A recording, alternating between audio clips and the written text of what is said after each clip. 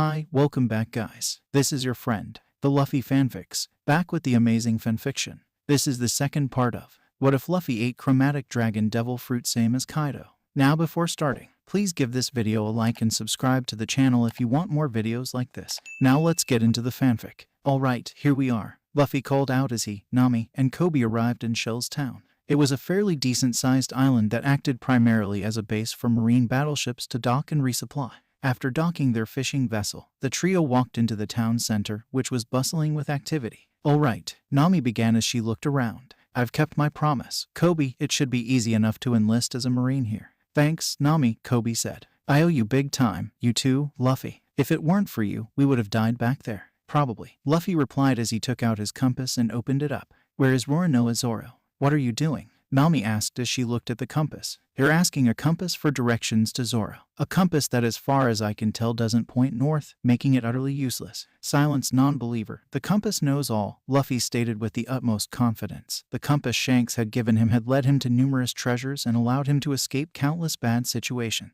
This compass is my greatest treasure, and it has never failed me. He looked at the compass and followed its directions through town as it guided him through the streets until he was standing outside of the town's main marine base. Luffy walked right up to what appeared to be a walled courtyard. Luffy found the entrance, and at the center tied to a wooden pole was a man. He wore dirty clothes, a black bandana, and appeared to be on death's door. That's him, Kobe muttered as he came up alongside Luffy. It's the demon of the East Blue, the pirate hunter Zoro.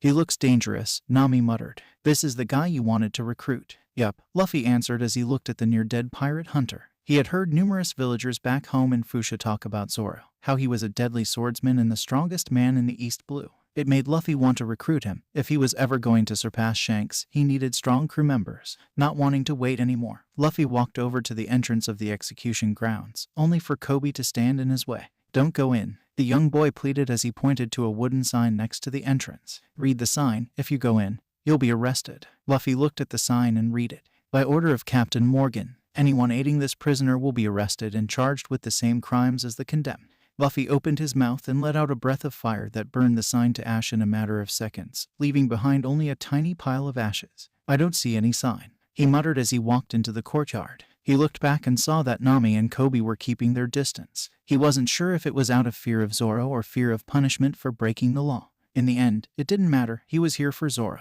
He walked up to the pirate hunter who had just looked up and seemed to be appraising him with cold, calculating eyes. What are you doing here? Zoro asked weakly. His voice was hoarse and sounded like he was choking out each word. Are you here to free me? Maybe, Luffy replied simply as he walked right up to the pirate hunter. Well, if you free me, I'll pay you, Zoro said weakly. I can hunt down a criminal and give you the reward money. I've been tied up here for 9 days without food or water, and I'm almost at my limit. 9 days, that's impressive. Luffy was impressed. 9 days without food or water was torture. He wasn't sure how the man was still alive without water after so long.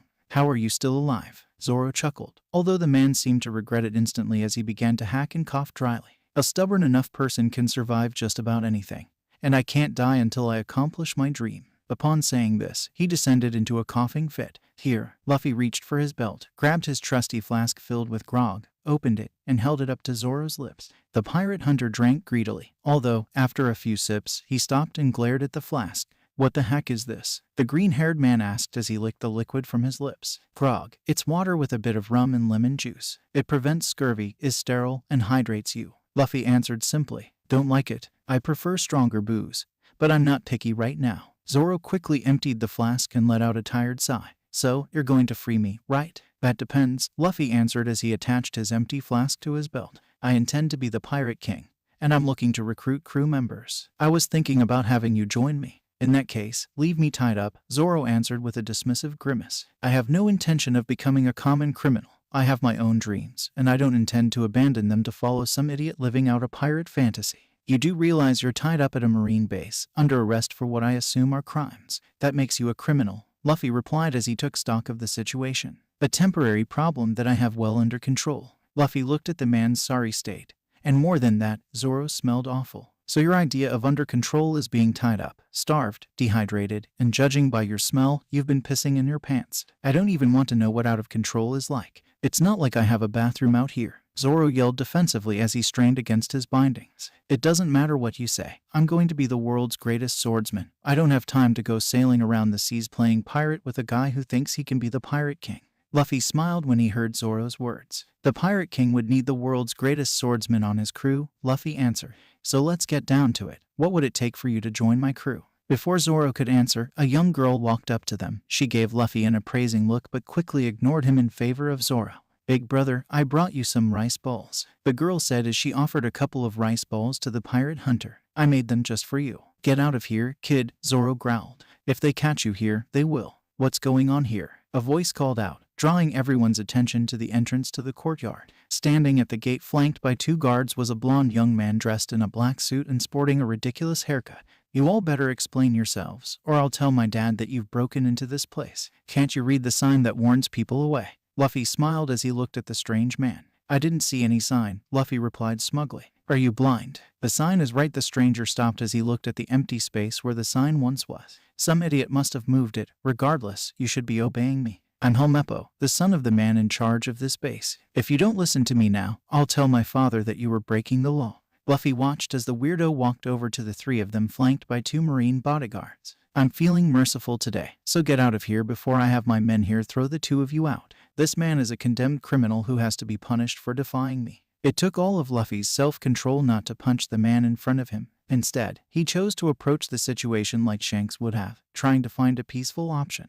Look, I don't know what Zoro did, but most laws that don't involve murder or piracy can be resolved with payment of a fine. How much would it cost to bail Zoro out of this? An island should have a big office and a magistrate, mayor, or judge that I can talk to. He knew enough about laws and regulations from his grandfather's endless lessons on being a marine. Luffy was glad those lessons were paying off now. Helmeppo smiled cockily. Are you a family member of his come to bail him out? Well, it's too bad. That scumbag killed my dog, and he's being punished for it.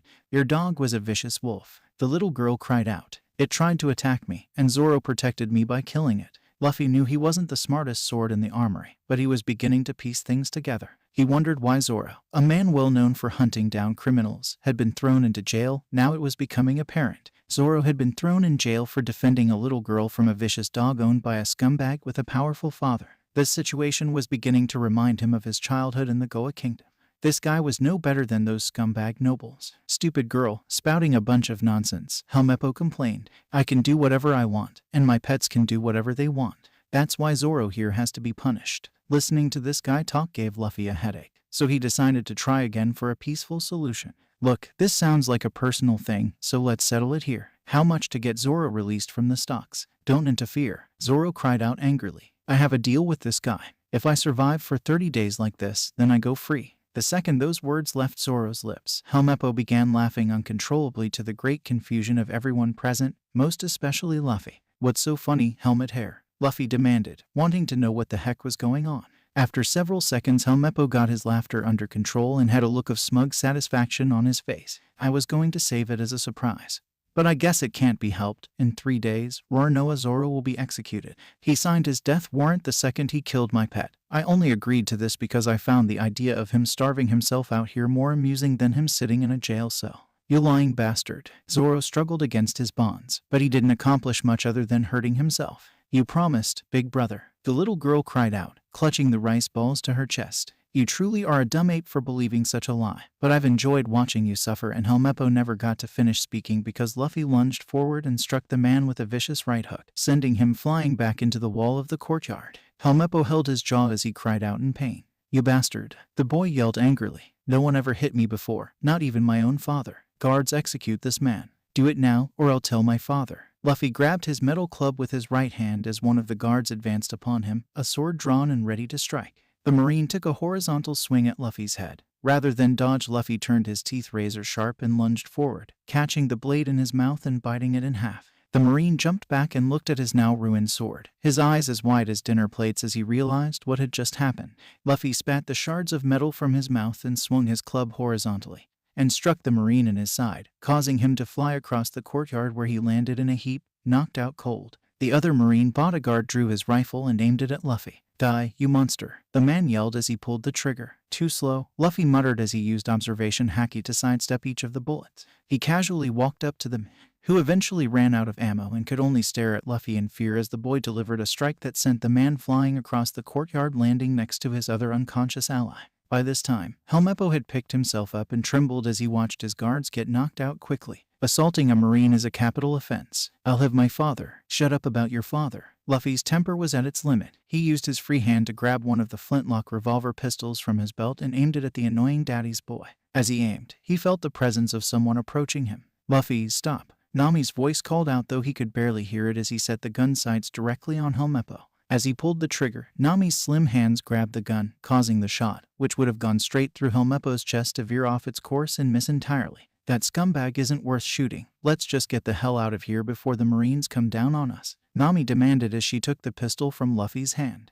Luffy's rage wasn't so easily quelled as he tried to step forward. Let me just break his legs. Let him crawl to his precious father. However, Kobe was holding him back along with Nami, and while he could have easily thrown the two of them off, seeing the both of them hold him back forced him to calm down. It reminded him of when his brothers would hold him back as a child whenever he was on the verge of transforming into a dragon and going on a rampage. You haven't seen the last of me, Helmeppo called out as he ran out of the courtyard, still clutching his wounded face. Luffy freed himself from Nami and Kobe. He turned to Zoro, who was still struggling against his bonds as the little girl tried to untie him, although her small hands were unable to undo the solid hempen rope that restrained the pirate hunter. Roronoa Zoro, Luffy began as he drew his cutlass and, with several slashes, undid the ropes that bound the pirate hunter. Have you reconsidered my offer? I'm going to be the Pirate King, sailing through the Grand Line where the strongest pirates in all the world rule the seas. I need the world's future greatest swordsman by my side in order to claim the One Piece. Zoro chuckled as he picked himself up, an act that seemed to take every bit of strength he had. I guess I'm a criminal no matter what after today, and I owe you one for saving me. He gave Luffy a stern look before continuing. I'll follow you, but let's make one thing clear. I am going to be the world's greatest swordsman. If you do anything that gets in the way of that goal, you'll end your own life on my sword as an apology. Deal? Welcome to my crew. Luffy felt the rage from earlier dissipate at this wonderful turn of events. Well, let's get out of here before we have to fight our way out of here. Not yet, Zoro declared stubbornly. I need my swords. One of them is special to me. That bastard Helmeppo has them somewhere. I won't leave until I get them back. He took several steps forward only to collapse to his knees in exhaustion. I'll get them. You need to rest, Luffy declared as he stretched his body out as he prepared to transform. You also need to eat something. You've been starved for over a week. I have rice bowls, the little girl declared, making her presence known once more. I made them special for you, big brother. It was my first time, but I think they turned out great. Zoro accepted the food and took a big bite, and winced as he swallowed one. They're very sweet. Thank you, Rika. A blatant lie, although it seemed to delight the child. Rika smiled. Yep, I love sweets, so I use sugar instead of salt. Please eat them all. Luffy turned to Kobe, who was standing next to him. Hold on to this for me. He tossed his club to Kobe, who caught it, although he struggled with its weight. Why do you need me to hold this? Kobe asked as he tried to heft the metal weapon. You need to protect the others while I'm gone, Luffy answered as he grew a set of large black wings. He ignored the amazed shouts of Zoro and Rika and took flight into the sky. He sniffed the air, and sure enough, he could smell the helmet-haired boy's scent coming from the top of the marine base. Now to find some swords. I am great, Captain Morgan muttered to himself as his men finished raising his statue. It had taken years, but it was finally done. With the tributes he got from the townspeople, he was able to get the best artisan in the area to make a perfect replica of himself towering over the marine base. Some people complained, saying it was a vanity project, but he ended their lives with his famous axe hand. Couldn't they see the value in this? All would know that this marine base was under the command of Captain Axe Hand Morgan by erecting it up high to watch over the town. No pirate would ever approach this place. It was he who captured the infamous Captain Kuro. He didn't remember the fight very well, but he remembered the black-clad monster that cut down an entire marine ship's personnel only for Morgan to persevere and capture the man. The only thing that kept this moment from being perfect was his worthless son yelling at him. The man hit me, father. You'll have to kill him. Even you never hit my beautiful yet masculine face. Do you know why I've never hit you? It's because I'm your precious son that. It's because you're a worthless son not worth hitting. Morgan struck his son, sending the boy flying across the top of the marine base's highest tower. I'm the great one here, not you. Why should I care if someone disrespected you? Now shut up and let me enjoy my moment of glory. He gazed once more at the statue of himself and was almost about to shed a tear of joy when suddenly a young man clad in black appeared on the shoulder of the statue. His sudden landing caused the statue, which had only just begun to level itself after being planted, to fall over and break in half as its top half fell off the side of the building. Morgan felt his hopes and dreams shatter as his glorious statue was destroyed in front of him. Everyone, including himself, was frozen in shock, and silence filled the air until the boy in black landed on the ground next to the other half of the statue and rubbed the back of his head sheepishly. "Sorry about that," the boy said, breaking the silence. "That's the man who hit me," Helmeppo cried out. "You bastard, you destroyed my father's statue." "Your father's statue? In that case, I'm not sorry at all," the boy replied before disappearing and reappearing next to Helmeppo as if he could teleport. "But you're coming with me. You need to show me where Zoro's swords are." He disappeared down the staircase with Helmeppo in tow. Morgan got over his shock, and the anger hit him full force as he turned to the Marines around him. "Don't just stand there," he roared, pointing at the door. "Capture that man and bring him to me alive. I'm going to execute him personally." Luffy followed Helmeppo's directions and found himself in a lavish little office near the top floor of the Marine building. The office was filled with gaudy decorations. He could smell the wealth that filled the room. There were suits of armor, swords, valuable silks, and various other riches used to decorate the office. It took all of Luffy's willpower to stay focused on the task at hand. He looked down at the man-child he held and saw that Helmeppo's eyes had gone white and his body limp. He had seemingly fallen unconscious out of fear. Luffy dropped him roughly and gazed around the room, looking for Zoro's swords and doing his best to ignore all the expensive decorations that adorned the office. His gaze fell upon a set of knight's armor that shone beautifully as if it were made of silver. Luffy sniffed it and found that it only had a tiny amount of silver in it, just enough to make it shine. "I love full-body armor, even if it isn't expensive." There was just something about full-body armor that appealed to him. Sadly, his own dragon scales were stronger than any armor he could find or buy, making armor fairly pointless. His attention was then drawn to a group of swords sitting next to the armor. Numerous blades of all styles and sizes were present, making Luffy's task of finding Zoro's swords that much more complicated. Luffy had always loved swords, but he was never very good with them. He could swing, dodge, and block with swords just fine, but his lack of finesse made swordsmanship a challenge for him. Not knowing which sword was Zoro's, he decided to follow his nose. He sniffed the air, and sure enough, there was one sword that stood out from all the others. Lying in the corner of the display area were 3 katanas lying next to each other. The one that smelled valuable was the central one, a beautiful blade in a white sheath. Luffy drew the sword, and despite knowing nothing about swords, he could tell it was an amazing blade. He could feel the power emanating from it as if it were a person that he was using observation haki to sense. The sword seemed to have a spirit. He could sense power, hope, will, and a desire to rise. He didn't know if it was the blade he was feeling or the leftover feelings from the blade's previous owners. Before he could inspect the blade more, he heard a commotion coming from outside and looked out the window and saw Marines led by a massive man assembling the courtyard where Nami, Kobe, Zoro, and Rika were. Luffy grabbed the 3 katanas and sprouted a pair of black wings from his back, and he took flight and flew out the window of the office and toward his friends. Zoro grimaced as Axe-Hand Morgan and his subordinates formed a battle line as the Marine soldiers aimed their rifles at him and his new companion. The orange-haired girl whose name he didn't know was hiding behind the pink-haired boy who was holding up the metal club Luffy had given him in front of him as a makeshift shield. "Rika, get behind me. When the Marines fire, you need to run away as far as you can. Understand?" Zoro asked as he forced the child behind him. She nodded even as she fought back the tears as she got behind him. "So you're Roronoa Zoro?" Morgan asked as he waved his axe prosthetic around menacingly. "I've heard about you, but before my great strength, you are just garbage, as are the rest of you. Trespassing on this property is a death sentence." The Marine captain turned to his men. "Ready, aim." Zoro grimaced as he prepared to make his last stand. If he had his swords, he might have had a chance. If he hadn't been starved for over a week, he might have had a chance, but fate wasn't kind to him, so he braced himself for what was coming. Fire. The firing squad opened fire, however, before the bullets could strike him and his new companions. A massive black shadow fell from the sky and landed in front of them, blocking the shots and kicking up an enormous cloud of dust and dirt. When the dust cleared, it revealed a figure that Zoro identified as Luffy, although the boy had undoubtedly changed. To start with, Luffy had grown taller and buffer to the point where he was taller than Morgan, who was already a monster of a man. Luffy's hair had grown longer with it falling around his shoulders, and he had 2 black horns protruding from his skull. His eyes were yellow with slit-like pupils, and parts of his skin, such as parts of his face, were covered in pitch-black scales that seemed to drink in the light of the midday sun. His arms were now covered in black scales, and his hands were now dexterous claws, as were his legs. From his back, a pair of wings out, their scaled forms being used to block the bullets that had been meant for Zoro and the others. Behind Luffy's back, a massive tail covered in spikes wagged side to side. "I think one of these belongs to you," Luffy said as he tossed Zoro 3 katanas which he immediately caught. His shock over the boy's appearance faded away as he grasped his swords, the tools he would use to achieve his dream, and a reminder of his promise. They all belong to me, Zoro replied as he inspected his blades to make sure they hadn't been messed with or gained rust while in Helmeppo's custody.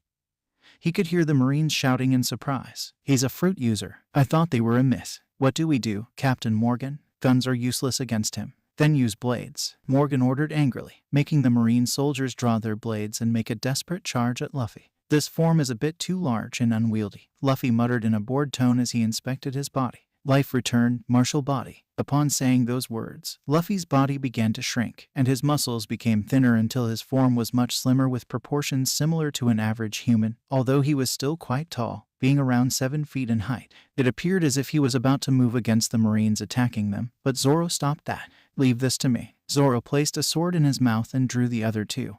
And using what little strength he had left, he charged forward and blocked all the blades of the charging Marines before they could strike Luffy. The Marines froze as he held them all back with practiced ease. Zoro couldn't help but smile upon seeing their terrified faces. If any of you move, I'll cut you down right now, he threatened. That won't be necessary. They'll be going to sleep, Luffy said happily. Before Zoro could question what Luffy was talking about, the air grew thicker and heavier as an overwhelming shockwave crashed into him and all those around him and behind him. It was as if a powerful surge of energy struck at his heart, his very will, and tried to overwhelm it. While it hadn't hurt, it did make Zoro uncomfortable. But what shocked him most was the fact that all the Marines he had been holding off all collapsed to the ground, as did numerous others that surrounded Captain Morgan. Morgan and about 6 Marines were all that was left standing, and each of them appeared to be breathing heavily as if they were only just holding on to consciousness. What the hell was that? Zoro asked as he turned towards Luffy, who was merely smiling. Just a little battle of wills to make sure no one had to die, Luffy answered before gesturing to Morgan, who had regained his bearings. Although one of them still seems like he's willing to fight. Captain Morgan was done with sending his underlings at them as he charged at them, his massive form shaking the ground as he hefted his axe hand up, ready to strike them.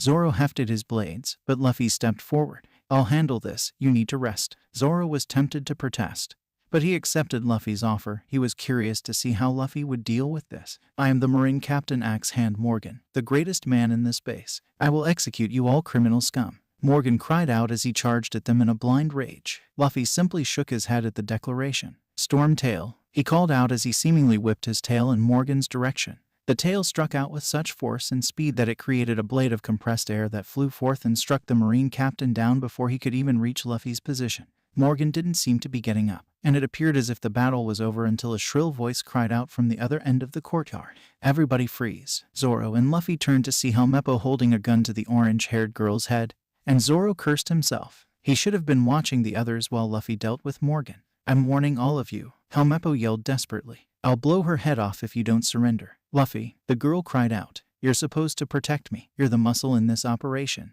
You should drop the gun, Luffy replied casually without a hint of worry in his voice. You're the one who is about to get hurt. What are you talking about? Are you some kind of idiot? Helmeppo asked. I hold all the cards, and he was cut off after the pink-haired boy from earlier struck him over the head from behind with the metal club Luffy had given him earlier. Don't threaten my friends, the boy cried out as he kicked the gun away from the now unconscious Helmeppo. Good job, Kobe, Luffy declared happily before turning towards the remaining Marines. Zoro also turned to the half-dozen remaining Marines. If you guys are going to arrest us, then come on over. We'll take you on, he declared as he prepared to finish this for good alongside his new allies. Instead of fighting, the Marines all threw their weapons into the air and began to cheer and celebrate. Morgan is defeated. We're out of Morgan's control. Long live the Marines. Both Zoro and Luffy asked in confusion as they watched the Marines celebrating.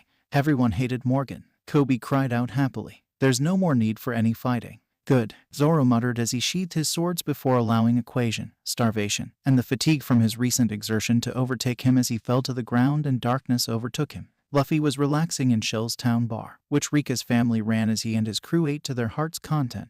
That was a great meal, Zoro declared as he cleaned off another plate. 9 days with no food almost killed me, Luffy chuckled. Then there's no way you could have lasted a full 30, he replied as he finished off his own plate and added it to a nearby stack, one that towered over Zoro's. A human shouldn't be able to survive more than 3 days without water, Nami chided as she took a drink of some orange juice. The fact you lasted 9 is freakish. Makes me wonder if the rumors about you being more beast than man are true, Kobe added nervously. Water I can live without. It's the booze I missed. Zoro turned to Rika's mother. I'll take your finest alcohol, preferably sake. Anything for this town's saviors. The bar owner replied as she went about preparing more food and fetching Zoro his drinks. As they all ate and drank their fill, the bar doors opened, revealing the form of the Marine commander who had taken charge of the island after Morgan's imprisonment. Luffy could sense that the man was both happy and nervous, and soon he found out why. "I'm Commander Ripper. I wanted to thank you all on behalf of the Marines in this town," Ripper stated in a formal tone. "The former Captain Morgan is currently residing in our jail awaiting his court-martial. While I'm thankful for your help, I'm curious as to exactly who you people are and what brings you here." Luffy was tempted to declare himself the next Pirate King and dare the Marines to do something about it. However, this town had seen enough fighting and conflict, so he opted to be vague. "I came here to recruit Zoro onto my crew to aid me in a quest of sorts." "And what quest is that?" Ripper asked. "To reach the Grand Line." Ripper let out a tired sigh, clearly growing frustrated with the exchange. "I'm going to cut to the chase. Are you a criminal with bad intentions? A pirate, as it were?" "I'm a simple man trying to make his way across the East Blue," Luffy answered as he pushed his plate away.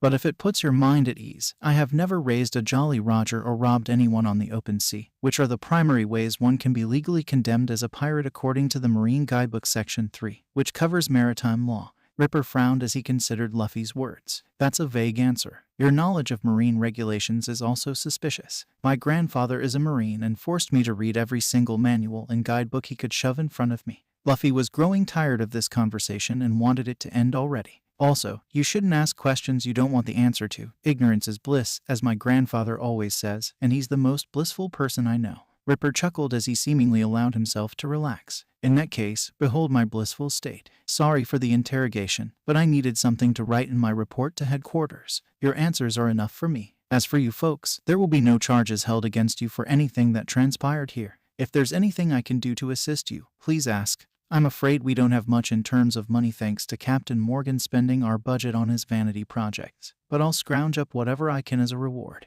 Luffy knew he should simply wave his hand dismissively and say that the town's thanks were enough and that he didn't need a reward. That's what a hero would do. Heroes didn't need to be rewarded for doing the right thing.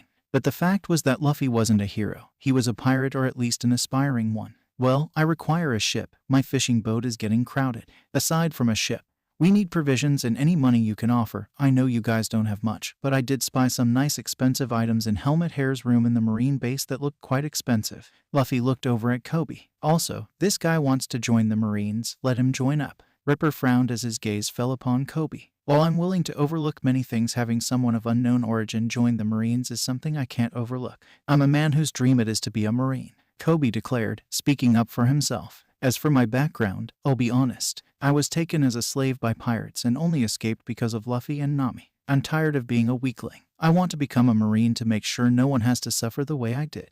I don't care how hard I have to work, even if it's just doing dishes and scrubbing latrines." Silence filled the bar as Ripper seemed to soak in the boy's words. "Very well, but you'll have to work extra hard to get rid of those who might be suspicious of you. Even working for pirates against your will is normally considered a disqualifier for joining the Marines. But exceptions have been made in the past. Report to the base at dawn tomorrow." "Yes, sir," Kobe declared, giving his best salute. Ripper turned his attention towards Luffy. "As for your other requests, I think we can help you." Helmeppo and Morgan's belongings were already going to be seized. Passing them on as a type of reward should be easy enough. "As for a ship and provisions, there might be one I can offer you. Report to the base at dawn tomorrow with your friend, and I'll have something set up." Once the commander left, everyone breathed a collective sigh of relief and went back to their meal. As Luffy continued eating, Kobe came up to him. The pink-haired boy held up Luffy's club. "I should probably give this back to you." Kobe offered his tone, hinting at embarrassment. Luffy looked at his old club, forged from the metal pipes he and his two brothers had wielded during their childhood. In the Grey Terminal and Dawn Island in general, one needed a weapon to survive. If the criminals didn't get you, the wild animals in the forests would. He almost reached out to accept it, but he stopped himself. Sabo was dead. Ace had gone off on his own adventures years ago. Why was he the only one holding onto a piece of his past? He needed to leave the Goa Kingdom behind and move forward. Luffy smiled as he pushed the club back into Kobe's hands. "You keep it. It seems to have come in handy with Helmet Hair." Kobe seemed like he was about to faint. "But it's yours, and I can barely lift it. It took all my strength just to swing it." "Then get stronger," Luffy replied as he turned back to his food. "When you're able to wield it effectively, then you'll know you've gotten stronger, or just melt it down and make something new." "Thank you, Luffy." Kobe seemed to be on the verge of tears. "This is the first gift anyone had ever given me. I promise I'll use it to get stronger." Nami frowned as she walked along the docks of Shell's town. Commander Ripper led her, Luffy, and Zoro to their new ship. While a part of her was excited, another part was confusing. She didn't know what to make of her new companions. Zoro seemed like the strong, silent type. He was stubborn, fierce, but thankfully not as bloodthirsty as his reputation would have had her believe. He seemed like kind of an idiot at times. After drinking with him last night, she learned that the only reason he became a bounty hunter was that he got lost and couldn't find his way home and had to bounty hunt to survive. Then there was Luffy. She couldn't help but turn to him as they walked along the docks. The boy claimed to want to be the next pirate king. And while he certainly dressed like a pirate, he was otherwise the complete opposite of a typical pirate. As a thief who robbed pirates, she had seen numerous pirate crews and their captains throughout her years. They were greedy, bloodthirsty, and moral thieves who didn't care about the innocent people they hurt as they plundered their way across the sea. Luffy, on the other hand, seemed content to help people. Nami shook those thoughts from her head. All that mattered was getting the money to free her village. She had a little over 10 million billy to go. Then she would be free and could take her life back into her own hands. They walked over to a nearby ship which Commander Ripper gestured towards. It was a small ship, definitely not something that could be used for combat, though it was bigger than the fishing boat. I can't give you a marine ship or any ship on the books. This is a pinnace-class ship we captured from a group of smugglers a few days ago who were pretending to be traders. It hasn't been logged into any of our reports so that no one will miss it. I know it's not very glorious, but it's the best I can offer. I've already had it loaded with food and other supplies along with everything from Morgan's old offices. No cannons. Zoro grumbled as he looked around at the vessel. Ripper nodded. It's a light ship designed for speed, not combat. It meant to have a crew of 6, but 2 people could manage to sail it fairly well. I'm sorry if it's not what you're looking for, but it's all I can offer. It beats the fishing boat at least. Nami agreed as she inspected the ship. It is clearly built for speed, and with how low it is, it could travel through shallow waters and inland rivers. It'll do until we can get a proper ship. Luffy nodded happily. Let's get our stuff loaded up from my fishing boat and set out to sea. Eventually, they got the new ship loaded with all the supplies and treasure from Luffy's old fishing boat and set sail from Shell's town.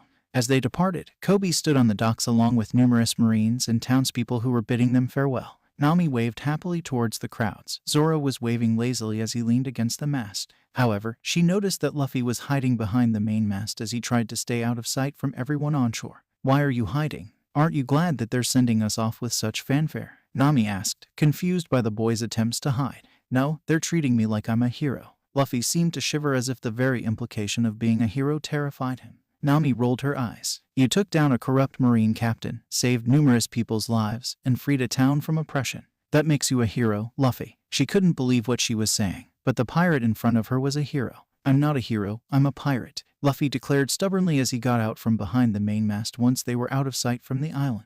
Heroes are selfless and share everything. I want to keep all the treasure and meat. I won't part with a single coin or scrap or meat with anyone other than my crew. He's got a point, Zoro muttered as he joined the conversation. Being a hero means sharing booze with strangers. I ain't sharing anything. You guys are weird. That's the dumbest reasoning I've ever heard. Nami wondered if she would ever understand these two. They were utter weirdos who had no business trying to be pirates. But she had more important things to think about right now. Let's focus on something important, dividing the spoils of our victory. Our victory? Zoro asked skeptically. All I saw you do was get taken hostage. Nami waved him away. I have a particular set of skills that were not suited for that situation. Now enough talk. I want my 80% cut. Sure thing, Luffy declared as he walked over to a nearby chest that was sitting on the deck. I already have your cut. He shoved the chest towards her, and she immediately grabbed it and opened it up greedily. Her joy turned to confusion as she opened the chest and counted the money within it. This can't be right. There are only 80,000 billion here. How is this my cut? They should have gotten more, especially with them getting the valuables from Helmeppo and Morgan's offices. Luffy smiled. They gave us 100,000 billion cash so that you're cut. I don't see what the problem is. Do you not know how to do basic math? Well, what about all the silks and other valuables we got from the base? Nami asked as she turned towards Luffy. I want my cut of that like we agreed upon when I joined you. I get 8% of all treasure. No, Luffy shook his head as he wore a smug smile. We agreed you would get 80% of all cash we got. Treasures such as gold and jewels were not included in that deal. Nami thought back to the deal, and she recalled his words. So we agree that all cash billy is split between us 80/20 in your favor. Those had been his exact words before they shook hands. She only now realized that he had only mentioned cash. She wasn't going to let that stand. Gold and jewels were implied in our deal, she declared, intent on avoiding being ripped off by a pirate. If you don't like our original deal, Then we can do this in typical pirate fashion. We are all pirates, after all, aren't we? Nami winced at being referred to as a pirate, but she was willing to go along with this for as long as she had to. What is typical pirate fashion? She asked, curious as to where this was going. All hands get an equal share of any loot, after expenses such as food, ship repairs, and other essentials. That's how Shanks did things. And that's how I plan to do it, so the treasure gets split 3 ways since there are only 3 of us. It wasn't an ideal solution, but Nami was willing to play along for now. Fine, but I expect a big score for our next adventure if I have to share it evenly. She couldn't stay away too long from Arlong. He was okay with her going out for long periods, but his patience wasn't infinite. She had to make each journey away from him count in terms of how much bully she brought back home. Don't worry, I know a certain pirate with a bunch of treasure that we are going to visit, Luffy declared happily. That bit of news lifted her spirits. Stealing from pirates is my specialty, she declared happily, overjoyed at the prospect of robbing a pirate. So who is our victim? We aren't going to steal from him. Not as our first option anyway. Luffy pulled out a piece of paper from his pocket and slammed it onto the ship's deck. This is our next crew member. Nami and Zoro walked up and inspected the piece of paper, and Nami couldn't help but frown as she read the name and viewed the picture of the pirate they were after. Buggy the Clown. Bounty 15 million bully. You want to recruit Buggy the Clown? Nami asked angrily. While she didn't know the pirate personally, she had heard stories. He's a greedy pirate who robs and steals everything in sight. Why would you want someone like him to join you? I need him if I'm going to beat Shanks, Luffy answered simply. Nami was tired of the boy's stupidity. You keep talking about Shanks. Who is Shanks? And why do you need to beat him? I have no idea what you're talking about. Same here, Zoro answered in a bored tone. You're the captain, so I'll follow your orders, but I would like to know why we're trying to recruit that weirdo, he muttered as he pointed at the bounty poster. Luffy let out a tired sigh. My role model and the man who gave me this compass is the red-haired pirate Shanks. Luffy pulled out another bounty poster and placed it next to Buggy's. Red-haired Shanks. Bounty 4,548,900,000. One of the 4 emperors. Nami couldn't believe what she was seeing. She had heard stories about them. Pirates so powerful that they ruled over their own empires in the Grand Line in direct defiance of the world government. How did you meet one of them? And what does Buggy have to do with it? Zoro asked, his curiosity piqued. Shanks mentioned that he and Buggy used to be crewmates on a pirate ship, Luffy explained. When their original captain died, Shanks asked Buggy to join his crew. Buggy refused. So if I can do something that Shanks wasn't able to do and get Buggy on my crew, then I'll prove I'm a better pirate captain. This job doesn't sound like it pays well. Nami grumbled. Recruiting a pirate didn't sound like it would get her much money. Buggy is bound to have treasure or be at a place filled with treasure. Shanks said he was greedy, Luffy said. I'm sure we will find a way to make a profit. Good enough for me, Zoro muttered lazily. I'm going to take a nap. Wake me when we get there. Nami let out a tired sigh as she directed her attention to the ship's sails and grabbed hold of the helm. Fine, so what's our heading? How are we going to find this clown pirate? Luffy flipped open his compass, which made Nami roll her eyes. Again, with that compass, it doesn't point north. We aren't looking for north, Luffy replied as he held the compass up to her. Show us where the pirate Buggy the Clown is. Nami watched as the compass needle suddenly moved until it was pointing east. That way, Luffy declared as he pointed east. Let's set sail to adventure and treasure. Nami adjusted the ship's course due east. However, her gaze lingered on the compass. If they did find Buggy the Clown, that would mean that the compass could point to whatever the user wanted, a ludicrous idea. But then again, a few days ago, a man who could transform into a dragon would have been ridiculous to her. Nami smiled as she thought about the possibilities of a compass that could point to whatever you desire. If this journey didn't pay off, then she had another way of making this trip profitable. Luffy and his crew sailed into the harbor of Orangetown and were shocked at what they saw. 2 ships sat in the port. Both were large warships, and both of them were partially sunken into the shallow harbor with large holes blown into each of them. One was clearly a pirate ship since it was flying the Jolly Roger of Buggy the Clown. The other was flying a flag that Luffy didn't recognize. What kind of flag is that? Luffy asked as they sailed past the sunken warship that was half sunk into the harbor. Despite it partially below water, its flags were still flying proudly. It had 2 flags, neither of which Luffy recognized. One had a strange symbol with the letters E, B, and Co alongside it. The other flag showed a circle surrounded by odd triangles. Privateers, Nami muttered as she gazed at the flags. That flag represents the East Blue Trading Company, the biggest shipping company of all the Blue Seas. The other represents the World Nobles. It's the hoof of the flying dragon. It shows that the East Blue Trading Company sponsors this ship, and the hoof shows they are allowed to take slaves in the name of the World Nobles. Just hearing about the World Nobles made Luffy tense up as he felt anger rise up from within him. He glared at the hoofprint flag and had to fight down the rage that was building within him. When he went on a rampage through Hightown, his memories of when he went on a rampage were fragmented. But he remembered the world noble who he later learned was named Saint Jalmac, the man who had killed Sabo and set all those events in motion. Luffy turned to Zoro, his first mate and first official crew member since Nami claimed she was merely a temporary crew member. The man seemed utterly bored as he looked at the flags that adorned the privateer vessel. Right now, Luffy needed some of that calm, calculating energy that his first mate had, since right now, all he wanted to do was burn or destroy something. He cursed his bad luck. He had finally assembled a crew, a real pirate crew that gave him a chance to have grand adventure and fun. But their first voyage was instead filling him with rage as he had to confront people who worked for the type of people who had killed Sabo. Luffy decided that it was time to start delegating like a true leader. Zoro, Luffy spoke up, drawing the swordsman's attention. When we get to shore, you will do the talking. Me, Zoro asked as he let out a yawn as he stretched his limbs. I'm not one for talking. He's right, Nami chimed in. Why do you want him to take point on this? I have a history with the world nobles, Luffy muttered, trying to find the best way to summarize his feelings. They killed my brother. I don't want to have anything to do with world nobles or the people who work for them. Sorry to hear that, Nami said, her voice soft. I've heard stories about the world nobles. They enslave and kill anyone they please. Although I hear they never come to the East Blue anymore. Not after the Goa Kingdom's destruction. Sounds like people I would like to cut up, Zoro muttered as he held his swords. Looks like this island will be fun. I knew this was a bad idea. Let me do the talking. Nami put forward. Zoro will most likely talk with his swords. Let me handle this. It's time you boys got to see my natural charisma in action. Fine, Luffy stated as he allowed his gaze to fall upon the world noble's flag. He felt a wave of deep anger rising up but quickly stifled it. As long as I'm not the one doing the talking, I'll leave it to you too. Zoro, make sure nothing bad happens to her. I can take care of myself. Nami protested. I'll cut up anyone who tries to mess with us, Zoro replied, ignoring Nami's protests. I'll make sure the woman is safe, but if she messes this up, then I'm taking over. Luffy nodded as he felt his stress die down. Good, I'm relying on you too. I don't know how long I'll be able to keep my cool. If I get angry and transform, then the entire town could get wiped out in the crossfire. Nami gazed around the docks and frowned at what she saw. Orangetown looked like a war zone. It was a scene she was accustomed to seeing.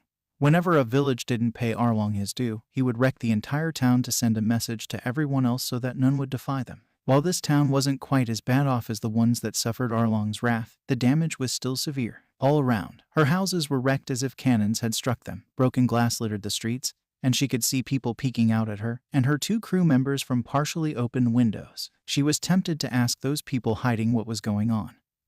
But others were located at the docks. The dock was full of people waiting to greet them, but they were a mixed crew. Some of them were heavily armed men who looked like slightly better-kept pirates. However, some of them had equipment emblazoned with the markings of the East Blue Trading Company, meaning they were most likely privateers, while the other people at the docks seemed to be sitting around for some reason. She might have felt intimidated, except for the fact she was flanked by the East Blue's deadliest swordsman and a pirate who could turn into a massive dragon, so she strolled up confidently towards the armed men in front of her. Nami felt her confidence die down a bit as she got closer to the men. Not because she was intimidated, but instead she found herself equal parts confused and horrified when she saw that the armed men were guarding groups of people who were chained up in manacles. Men, women, and even children were chained together. The people in the windows were looking on, eyes full of fear, with some even crying. It didn't take long for Nami to figure out what was going on. She had traveled the East Blue quite a bit since being forced to join Arlong's crew. She had seen the devastation left behind by slave traders who were legally allowed to enslave people on behalf of the Celestial Dragon.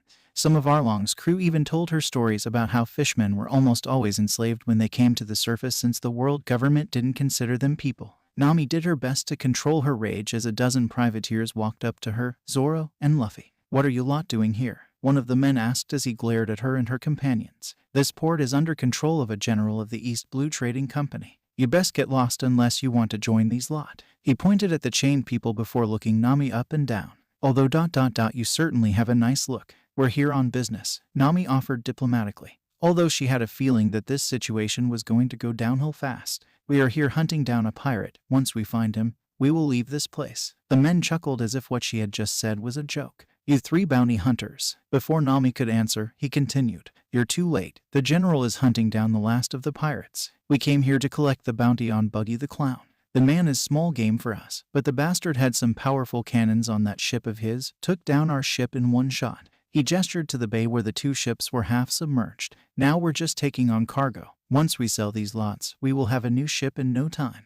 He gestured towards the chained-up people. Nami's fists clenched, and although Luffy and Zoro were behind her, she could practically feel their killing intent. It took all her self-control not to join them in their blatant hatred for the men in front of them. People aren't cargo, she found herself saying. You're going to release them and leave this place. The privateers all laughed at her as if what she had said was the funniest thing they had ever heard. The man she had been talking to leered at her. I don't think you understand the situation here, little girl. The man stated in a condescending tone. I understand it well enough, Nami replied as she grabbed her special section bow staff from her back and unfolded it.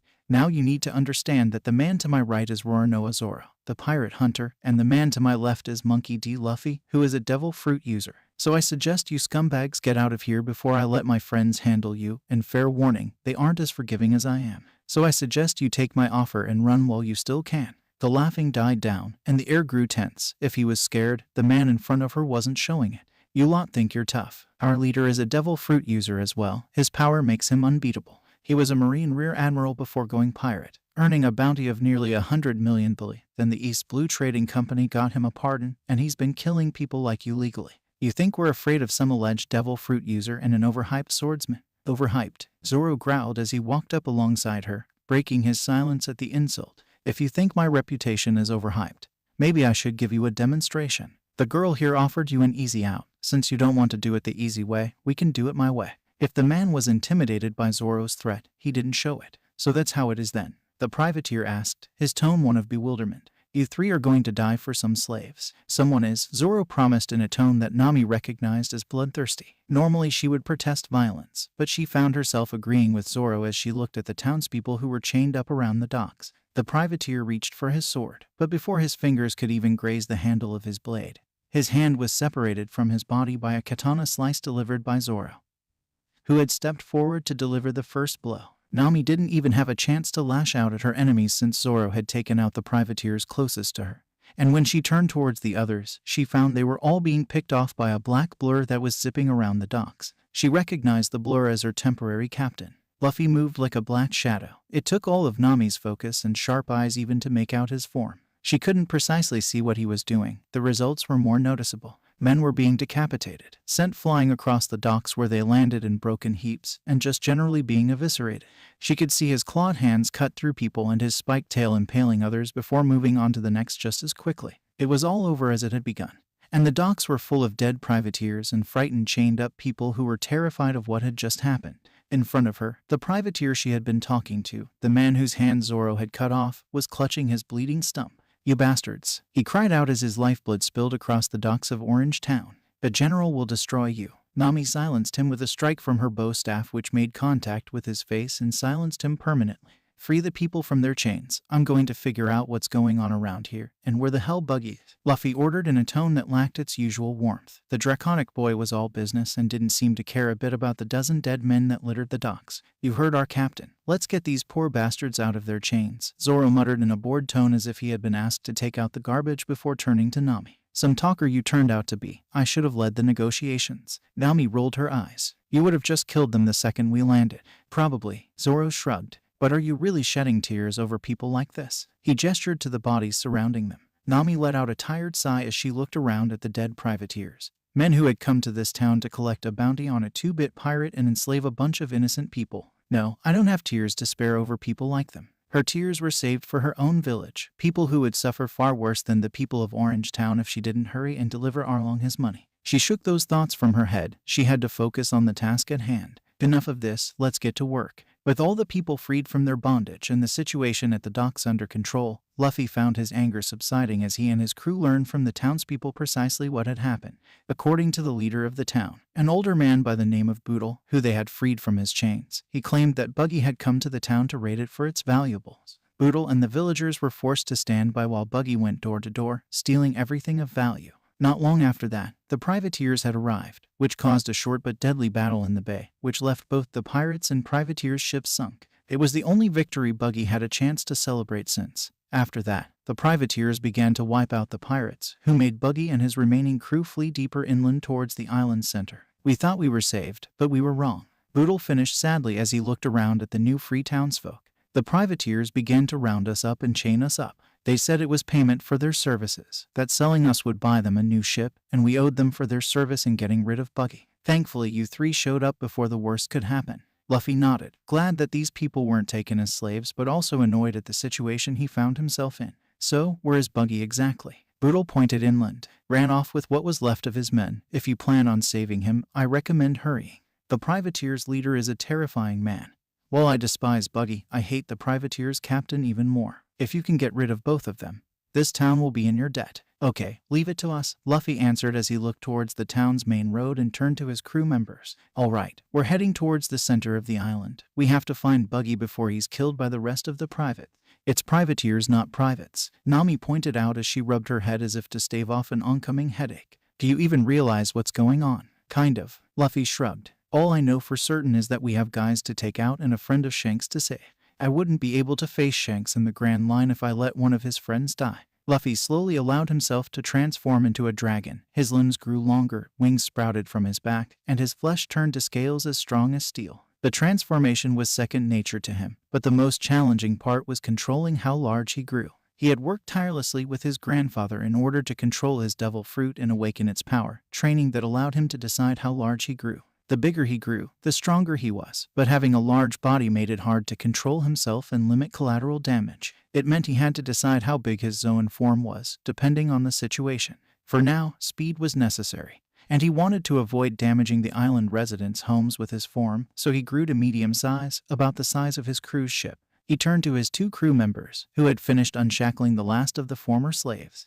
The townspeople reacted in the typical fashion to his transformation: awe, fear, and surprise. Luffy ignored them and instead focused on his two crew members. Hop on, guys, we need to hurry, Luffy ordered as he craned his long serpentine neck towards his back. I'll fly us to the center of the island. We need to find Buggy. Heck yeah, Zoro declared as he scrambled to get a seat on Luffy's back with unusual excitement for such a stoic individual. I get to ride a dragon. That's one thing off my bucket list. Now all I need to do is become the world's greatest swordsman and find an island of booze. Fine. Nami hopped on his back with obvious caution. Let's go. Luffy flapped his wings and launched himself into the air with great force to the cheers of Zoro and a screaming Nami. The island was thankfully small, and it didn't take long before he saw what appeared to be a group of people assembled in what seemed to be the center of Orangetown. With a great flap of his wings, he descended upon the town center like a falling star and hoped that he wasn't too late. Buggy coughed up blood as he was flung across the paving stones of Orangetown as his opponent threw him around like a rag doll. So this is how my journey ends, he found himself wondering as he felt his strength slowly fade away. He had sailed across the world with the greatest pirate to have ever lived. He had served on the Roger Pirates in his youth, going to Sky Island at the top of the world and Fishman Island at the bottom. Now it was all going top-end here in the East Blue, the weakest of the blue seas. Buggy couldn't help but chuckle a little, even as his laughing made him wince in pain. It was his own fault that this was happening. The East Blue had made him soft. A few decades ago, he had faced off against the likes of the Rocks Pirates, Golden Lion Pirates, and the Whitebeard Pirates. Here he was getting his ass kicked by a privateer that his old crew would have eaten for breakfast. Find this funny, you big-nosed clown? The voice of his adversary called out. He was a massive man who towered over Buggy. He had prominent cheekbones, squinted eyes, blonde hair, and wore an oversized white coat emblazoned with the mark of the East Blue Trading Company. You've cost me a great deal with your antics in the harbor. My ship, the Salamander, was a memento from my past as a Marine. It will cost a great deal to replace it. As much as Buggy hated this scumbag, his desire to live outweighed his hatred. Look, I'm a rich man. I can pay you back for your ship. Maybe we can reach some sort of arrangement. That he was cut off by a kick to the ribs that sent him flying across the cobblestones and knocked the breath out of him. Don't worry, you're going to pay me back more than you can imagine, he stated. It's your own fault. You know, if you had just surrendered in the harbor, we could have done this easy. Now we get to do it the hard way. You after my bounty? Buggy asked once he regained his breath. Your puny bounty isn't enough to buy me lunch, the man claimed with a joyful chuckle. But you have a devil fruit. Not an impressive one like mine, but even the saddest devil fruits can fetch over 100 million billy on the black market. The East Blue Trading Company can get me even more for it. The world nobles pay top dollar for devil fruits. They like to feed them to slaves or something. I guess we all get our kicks in different ways. So you're selling me into slavery. Buggy had always been a coward. He preferred to live life cautiously. He wasn't ashamed of it. In truth, his cowardice had kept him alive for most of his life. But if there was one thing he would rather die than be was a slave. He had seen with his own eyes the fate that awaited such poor souls. He would die before suffering such a fate. Heck no, who would want you as a slave? The man laughed. I'm just going to slit your throat, or I guess in your case crush your throat and let you die. The devil fruit will reincarnate somewhere around here. Then I'll sell the fruit to the world nobles, easier than taking you prisoner. The few surviving members of your crew will sell into slavery. The acrobat, lion tamer, and lion will fetch a reasonable price. World nobles love slaves with entertaining skill sets. Buggy's gaze drifted to the far side of the town's center where what was left of his crew remained. Tabachi, Moji, and Richie, the lion, were chained up and surrounded by several privateers who had beaten them half to death. Buggy had made it a point not to get attached to his crew when he assembled them here in East Blue. The people here were weak, and his crew had a significant turnover, but Moji, Kabaji, and even that fleabag Richie had been different, sticking by him for years. It was amazing how fast things could go soft. It wasn't that long ago he was getting ready to re-enter the Grand Line. He had his ship, powerful cannons, and a decent-sized crew. Now it was all gone. He had lost everything to this bastard. Before anything else could be said, a black shadow descended upon the town's center. Buggy and his opponent looked up and watched a large dark figure crash into the center of the town square, shaking the ground by its impact and kicking up a fair amount of dust and debris. Am I saved or doomed? Buggy asked himself as he watched dark figures emerge from dust and debris. Luffy dusted himself off as he gazed around the town center and took stock of the situation. He saw several people in a lion in chains surrounded by armed men. On the other side of the town square, he saw a large towering figure in a white captain's coat standing over a beaten figure that Luffy immediately identified as Buggy the Clown. Maybe next time, land a little softer, Nami asked as she dusted off her clothes. It's going to take forever to get all this dust out of my hair. I wish he had gone higher, Zoro grumbled as he checked over himself. I wanted to grab some clouds and try cutting them with an air slash. Next time, Luffy muttered as he turned his gaze towards Buggy. You guys deal with those privateer guys. I'll take care of the big one. Fine, Zoro muttered, clearly annoyed. I'll deal with the small fry. Luffy trusted his crew to deal with the situation and focused all his attention on the large man before him. He made several strides towards the figure who was glaring at him with squinted eyes. He was clearly wearing a marine jacket, but the symbol for the Marines had been crossed out, and instead, the logo for the East Blue Trading Company was emblazoned proudly upon it. Who the hell are you? The large man asked as he crossed his arms over his bare chest. Are you a member of this weakling's crew? No, Luffy answered as he came to a stop several yards away from the large man. My name is Monkey D. Luffy, the future Pirate King. Ah, so you're some delusional kid. The man replied in a bored tone. I'm in a good mood, so I suggest you get the hell out of my way. I'm in the middle of some important business, specifically killing this dumb clown. Can't let you do that. He's a friend of a friend, Luffy replied as he looked Buggy over. The man was clearly beaten up but was very much alive. You see, the man I look up to Shanks would be distraught if his old friend were killed. Shanks sent you? Buggy asked as he laid on the ground. He always did like to interfere with my life. Thank God for that. Get to safety and leave this to me, Luffy ordered Buggy, who slowly picked himself up and began to get out of the way. I'll deal with this guy. Look, kid, I don't think you realize who I am, the privateer leader said as he gestured towards his jacket. I was once a Marine Rear Admiral. Then I was a pirate with a bounty of 95 million billy. Then I got a pardon by the East Blue Trading Company and now represent the interest of world's nobles. My name is Gasbard, General of the East Blue Trading Company and soon to be the most feared man in all the seas of this world. Nice to meet you, Luffy replied as he stretched his arms and legs in an attempt to limber up before the fight he felt was incoming. While training with his grandfather, he had seen the types of training Marines had to go through to reach the rank of Rear Admiral and Vice Admiral. It was well known you had to at least learn one kind of haki before advancing to such a rank.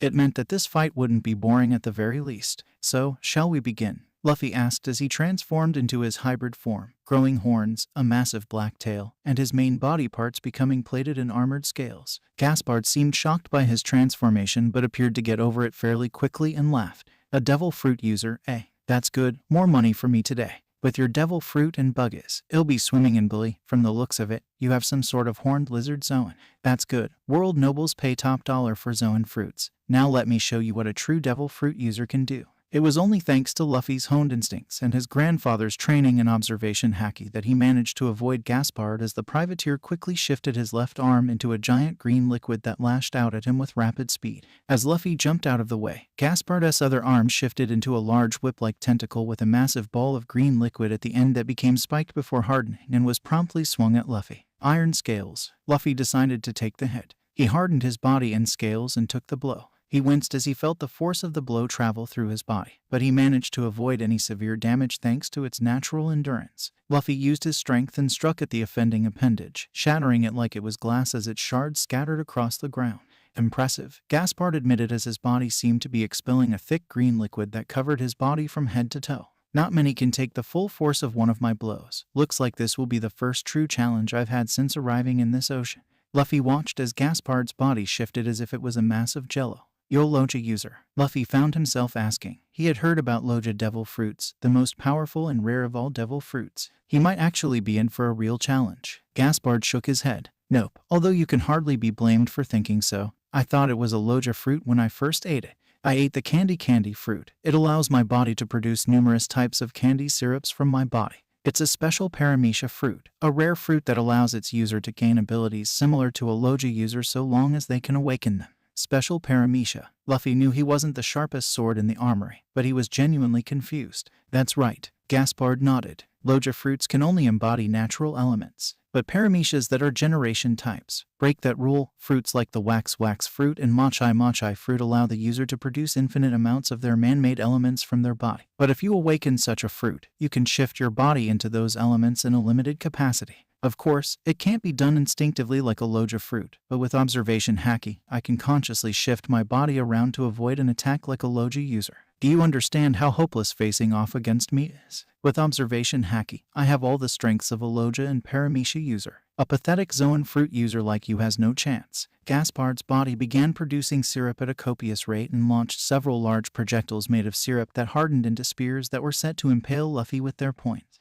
Luffy opened his mouth and let loose a stream of fire from his mouth. The hardened syrup melted, and some even evaporated before they could reach Luffy as they fell to the ground in molten puddles. Gaspard's eyes widened as he gaped at his melted syrupy spears. Fire breathing. What kind of Zoan fruit did you eat? Life return, martial body. Luffy sprouted a set of midnight black wings from his back. His body shrunk down as his muscles condensed themselves down to a more manageable form, and he flexed his clawed hands with excitement as he gazed at Gaspard. I ate the serpent fruit, model chromatic dragon. I have all the powers of a dragon. That's not possible. That would make you a mythical Zoan fruit user. Gaspard muttered as the true gravity of his situation settled in. Let's start the real fight, General Gaspard, Luffy declared as he felt his blood boil in excitement, his more dragon-like qualities coming to the front of his mind.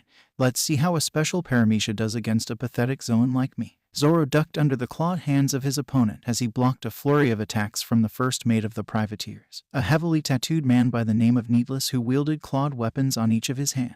Demon Slash. Zoro delivered a slash with his three swords at the man's chest. His attack hit with deadly precision but seemed to do little except to slow his opponent down even as his blades cut deep into the man's torso, sending torrents of blood into the air. Needless powered through the attack and delivered a kick to Zoro's chest, which sent him hurtling towards a nearby storefront. The swordsman grimaced as he picked himself up and glared at his opponent. The man was tall and strong, and his freakish body seemed able to take enormous amounts of damage. He was a graceless fighter, but grace didn't really matter if attacks didn't bother you. As if to prove Zoro's thoughts, his opponent charged at him with reckless abandon. Choosing to use grace rather than power, Zoro sidestepped his opponent and delivered a kick to the man's back which sent him flying into a nearby shop window, shattering glass and debris as the massive man crashed through gracelessly. Not wanting to lose the initiative, Zoro jumped in after him. It appeared that the shop was a liquor shop. Numerous bottles of alcohol littered the room and lined numerous shelves along the walls. He saw his opponent picking himself up at the far end of the store. His body was riddled with broken glass, and he was bleeding from numerous cuts, but if anything, he only seemed more excited. Tough guy, huh? Zoro muttered as he prepared his blades once more. He would aim for chopping off a limb. Even the most formidable opponents wouldn't be able to endure that. His opponent surprised him by whipping out a lighter and igniting it before promptly throwing it on the ground. It took several seconds for Zoro to realize the ground was covered in broken bottles of alcohol, and it promptly ignited, and soon the entire store was in flames. You insane bastard, Zoro cried out as the flames engulfed the store and surrounded him. You're wasting all this precious booze. I was going to drink it all after killing you. You can't kill me, Needless replied as he flexed his claw gauntlets. The reason I'm Gaspard's right-hand man is that I'm strong. I've been beaten, cut up, burned, and a lot worse and survived. Now you're going to burn, and I'm going to walk out of here. Zoro shook his head. This changes nothing. All you've done is create a great environment for a dramatic battle. So you say you can survive being burned and cut. But have you ever been burnt and cut up at the same time? Zoro swung his blades in a circular motion, and each one cut open a bottle of alcohol that coated his swords, and the surrounding heat set them ablaze. He now wielded 3 flaming swords that glowed with fire as he lunged at his opponent. Burning Demon Slash. Nami fiddled with her lockpicks, and she unlocked the shackles on the chained-up men. While she hated pirates, she didn't want them to be sold into slavery. There were only 2 of them. One man dressed as a strange acrobat. His face might have been considered attractive at some point, but it was bruised up and swollen from the privateers beating him up. The other man was a strange fellow wearing a vest who had weird hair that looked like animal ears. "Thank you, young lady," the animal-eared man muttered as she freed him from his bondage. "Now, please, release my poor Richie. He doesn't deserve to be caged." Nami looked over and saw a giant cage with steel bars, and it was a massive lion. While Nami liked animals and even had a soft spot for wounded animals, a caged lion was something else entirely. "It's not going to attack me, is it?" she found herself asking as she approached the massive caged beast. "Never. My Richie is an angel, much like you, our savior and liberator," the man cried out in joy. "Okay." Nami used her skills to open the cage, and the lion climbed out, and she found her face being licked by a very affectionate and happy lion. "Okay, I get it, you're happy now, cut it out with the licking." Nami pushed the lion away and wiped the saliva off her face. "Thank you, young lady," the acrobat muttered as he picked himself up. "You saved us." While Nami enjoyed gratitude, she only wanted it when there was a reward involved. And this didn't seem like one of those situations. "Stop thanking me. If anything, give my crew members your gratitude. They took care of the privateers." She gestured to the dead bodies of the men Zoro had cut down before running off to face off against the psychopath with clawed gauntlets. "We still offer you our thanks," both men muttered as they bowed before her. "I guess I should thank you as well." Then, a new voice called out. Everyone turned, and Nami saw the new arrival was none other than Buggy the clown. His clothes were torn, and he was covered in bruises which were beginning to swell but otherwise seemed better off than his crewmate. "I'm not one to look a gift horse in the mouth, but I am curious why you kids came here to save my crew and me." Buggy took a seat on a nearby bench and let out a pained groan.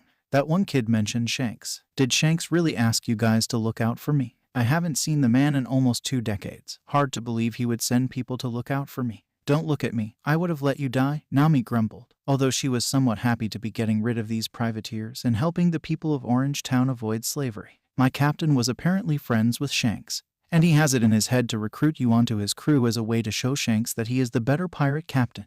Buggy laughed despite the apparent pain such an action gave him. "Oh, that's a good one," he said once his laugh was done. "No offense, I appreciate the help, but me being a subordinate to a kid, I don't really see that happening. Neither did Roronoa Zoro, but he's now the first mate of this crew," Nami pointed out. "But if you don't want to join, then you'll have to reward us some other way. My captain might work for free, but I won't." Zoro the pirate hunter, Buggy masked, fear and awe evident in his voice. "I never thought a guy like that would go pirate ... and he follows that kid around. I'm just as surprised as you are." The voice of Zoro called out from across the town square. All eyes turned to see Zoro approaching them, although it was hard to tell that it was Zoro. His entire body was covered in cuts. Some were bleeding while others had been hastily treated. His clothes were also torn and in some places blackened as if they had been on fire, and his skin was covered in blackened ash. He walked up to the group casually, his arms and what was left of his pockets filled with bottles of alcohol. "Had a great fight in a liquor store. You should have been there. Real edge of your seat stuff. Sadly, the liquor store burned down, but I managed to save the good stuff. Have a drink on me. You guys look like you need it," Zoro stated happily as he walked up to them and began passing bottles of alcohol around. "So, how's our captain doing with his fight?" Before anyone could say anything, a massive explosion rung out from the northern part of town, and everyone gazed up and saw a massive titan made out of green syrupy liquid. It had numerous flailing limbs covered in spikes as if it were a giant kraken made out of the green liquid. "Ultimate move, Candy Titan," the creature called out as it grew larger and larger until the entire town square was in its shadow. Suddenly another massive titan rose out in front of it, a massive black dragon whose size matched the Candy Titan in size, its enormous black wings and tail crushing numerous houses as it rose up. "What the hell is going on?" Buggy cried out in fear as he gazed up at the two massive monsters. Nami could only shake her head as she opened a bottle that Zoro had handed her and took a deep swig. "If the town expects us to pay for damages, it's not coming out of my share," she grumbled as she turned away from the massive creatures. "Let's get out of here before we get caught in the crossfire." Nami began walking away, but she stopped as she came up alongside Buggy and his companions. "By the way, our captain can turn into a massive dragon, so if you want to tell him that you're too good and tough to join his crew ... well, good luck with that. I tried it, and let's just say he made me an offer I couldn't refuse." Luffy stretched out his massive black wings as he allowed himself to assume his complete draconic form. It had been a long time since he allowed himself to grow this large. Still, it had become necessary as Gasbard seemed to grow infinitely large using his generation-style devil fruit, creating a near-infinite amount of candy syrup that his opponent used to create what could only be described as a colossal titan of green syrup. Luffy wasn't sure how large he was, but he allowed himself to tower over the building of Orangetown and reached the syrup titan's height. The massive syrup he constructed lifted a long tentacle-like arm covered in hardened green spikes and brought it down towards Luffy's draconic body. Burn in hellfire! Luffy roared as he unleashed a blast of fire from his mouth which shot out and melted the attacking appendage, causing the syrup that made up the arm to evaporate and lose form. This was hardly a victory as Gasbard just kept conjuring up syrupy appendages, and Luffy kept burning them. After over a minute of this game, Luffy directed a fire blast at the colossal syrup titan's body, which caused a huge chunk of its torso to fall apart, only for more syrup to replace the parts that had been evaporated. Luffy was growing angry. He needed to attack Gasbard directly, but the man was inside his syrupy creation. Whenever Luffy launched an attack where Gasbard was, the man would immediately get pushed away to another limb of his creation. He did this so precisely. Luffy knew that the man's boasted about observation haki hadn't been exaggerated. Luffy could use a massive blast of fire to destroy the entire candy construct. But such an attack would set the whole town on fire, so he had to limit himself to precision flame attacks. He needed to get this fight out of town, and he knew just how to do it. Gasbard's giant colossus sent a massive strike his way, and Luffy took the hit head-on instead of trying to dodge it. The strike was strong and sent him flying through the town square. Luffy winced a little at the strength of the blow. His scales were hard enough to prevent any severe damage, but it still hurt. As expected, Gasbard took the offensive and began to rain blow after blow on Luffy, who took each hit head-on, reinforcing the parts of his body that were struck to minimize damage but constantly feigning retreat until he was leading Gasbard out of range of the buildings that made up the town and into a wooded area filled with trees and large open fields. Once they were clear of the town, Luffy turned to Gasbard, who had grown cocky after seemingly gaining the upper hand in their brief brawl. His apparent tunnel vision made him unable to realize he had been lured away from the town for a reason. "What's wrong, you dumb lizard?" the man sneered from within his syrupy creation. "Getting tired? You should have just surrendered when I offered you mercy. Once I've killed you, I'll scour the island for your devil fruit and make a fortune." "Abyssal flame," Luffy called out, weary of the man ranting as he unleashed a massive cone of black flame from his mouth. The fire was pitch black and could set fire to just about anything. His grandfather claimed it was similar to abyssal fire, a type of chemical weapon used in ancient times as a weapon, although the knowledge of how to make it was lost. As before, Gasbard shifted his body out of the center of his syrupy creation, but the size of the fire blast made it impossible to entirely dodge the attack, and even the parts of the syrupy colossus that weren't hit were still superheated from the temperature of the black flames, making them boil and evaporate. Luffy heard the sounds of a man crying out in pain as his body was boiled and burned within his creation. He saw Gasbard eject himself from his evaporating creation as he fell to the ground, leaving a massive indent in the dirt. To his credit, despite being injured, Gasbard showed he was far from finished fighting. Numerous candy syrup projectiles erupted from his body and were sent at Luffy with as much force as the man could manage. It was a shame syrup didn't stand up against fire. Luffy unleashed a barrage of fire from his mouth. With the town far away, he could unleash massive cones of flame, and his only victims would be his opponent and the trees that surrounded him. The privateer apparently sensed his peril and tried to dodge, but the flames were everywhere as the wooded area caught fire around him. Trees burned and creaked as they were devoured greedily by dragon fire, and one final blast engulfed the privateer in an inferno of heat. Luffy walked towards his opponent. Half of Gasbard's body was covered in harsh burns, leaving behind pink flesh that looked like freshly cooked meat. It made Luffy's stomach growl, and Luffy found himself hating the side effects that his devil fruit gave him. "You bastard!" Gasbard managed to roar as he summoned forth candy syrup around his remaining good arm and lunged at Luffy with what strength he had left. Luffy simply took the hit. His dragon form was massive and well-armored, so it took the full force of the man's blow easily. He could barely feel it through his scales. Without his enormous syrup construct and without the strength to use haki, the man was done for. As if sensing this, Gasbard quickly changed his tone as he stopped his futile attacks. "Look, we can make a deal. I have money, lots of money. Heck, if you help me slit that clown's throat, I can sell his devil fruit for millions. On a small island like this, it will reincarnate and be easy to find. If that's not enough, we can enslave the villagers. The East Blue Trading Company pays top bully for slaves. I can give you everything you've ever wanted." Rather than move Luffy's greedy heart, all it did was make him angry. "All I want is to watch you die a painful death, and I'm getting what I want right now." Rage filled his heart, a type of rage he usually fought against, but today he was giving into it and embracing it. "Killing me gains you nothing," Gasbard yelled, fear overcoming him as he struggled to get up. But Luffy didn't give him a chance as he unleashed a gout of flame onto the man's unburnt body parts, which caused him to scream out in agony. "You're throwing away money. Use your brain for a second. You fool, I can make you rich." The privateers yelled out in between pained screams as his body burned. You're right on one account, my flame-broiled friend, you're going to make me rich. Once you die, I'll take that devil fruit of yours. Luffy reared his head back as he unleashed on the last blast of flame that struck Gasbard, who could only scream as he was reduced to nothing but a pile of black ashes that were promptly blown away by a passing breeze. Luffy felt a wave of calmness overcome his body as his rage subsided. He looked back towards the village where he left his crew and couldn't help but let out a tired sigh after today's events. However, he was quickly brought out of his dark thoughts as he smelt something in the air. It was the smell of treasure. Ever since eating his devil fruit, he could smell wealth on the air, usually in the form of gold or jewels. Following his nose, he was led to a nearby orchard on the outskirts of town. He followed the smell to one of the apple trees and saw that one of them was growing a bright green fruit that was most certainly not an apple. Its swirling patterns showed it was a devil fruit. Well, at least today wasn't a total waste. Nami loved money. She loved it in all its forms, whether it be gold, jewels, or paper money. She loved the look of it, the feel of it, and even the smell of it. She also happened to need money desperately to pay off Arlong, who was the main reason she found herself desperate to get enough money to free her village. But in truth, she had always had a desire for the finer things even before Arlong had ruined her life. However, that love of money was being challenged as she wondered whether any amount of money was worth dealing with the utter chaos that Monkey D. Luffy wrought upon the world. In her brief time with him, he had assaulted a marine base and fought a bunch of privateers. Soon he would be at war with the world, and she would be at the center of it.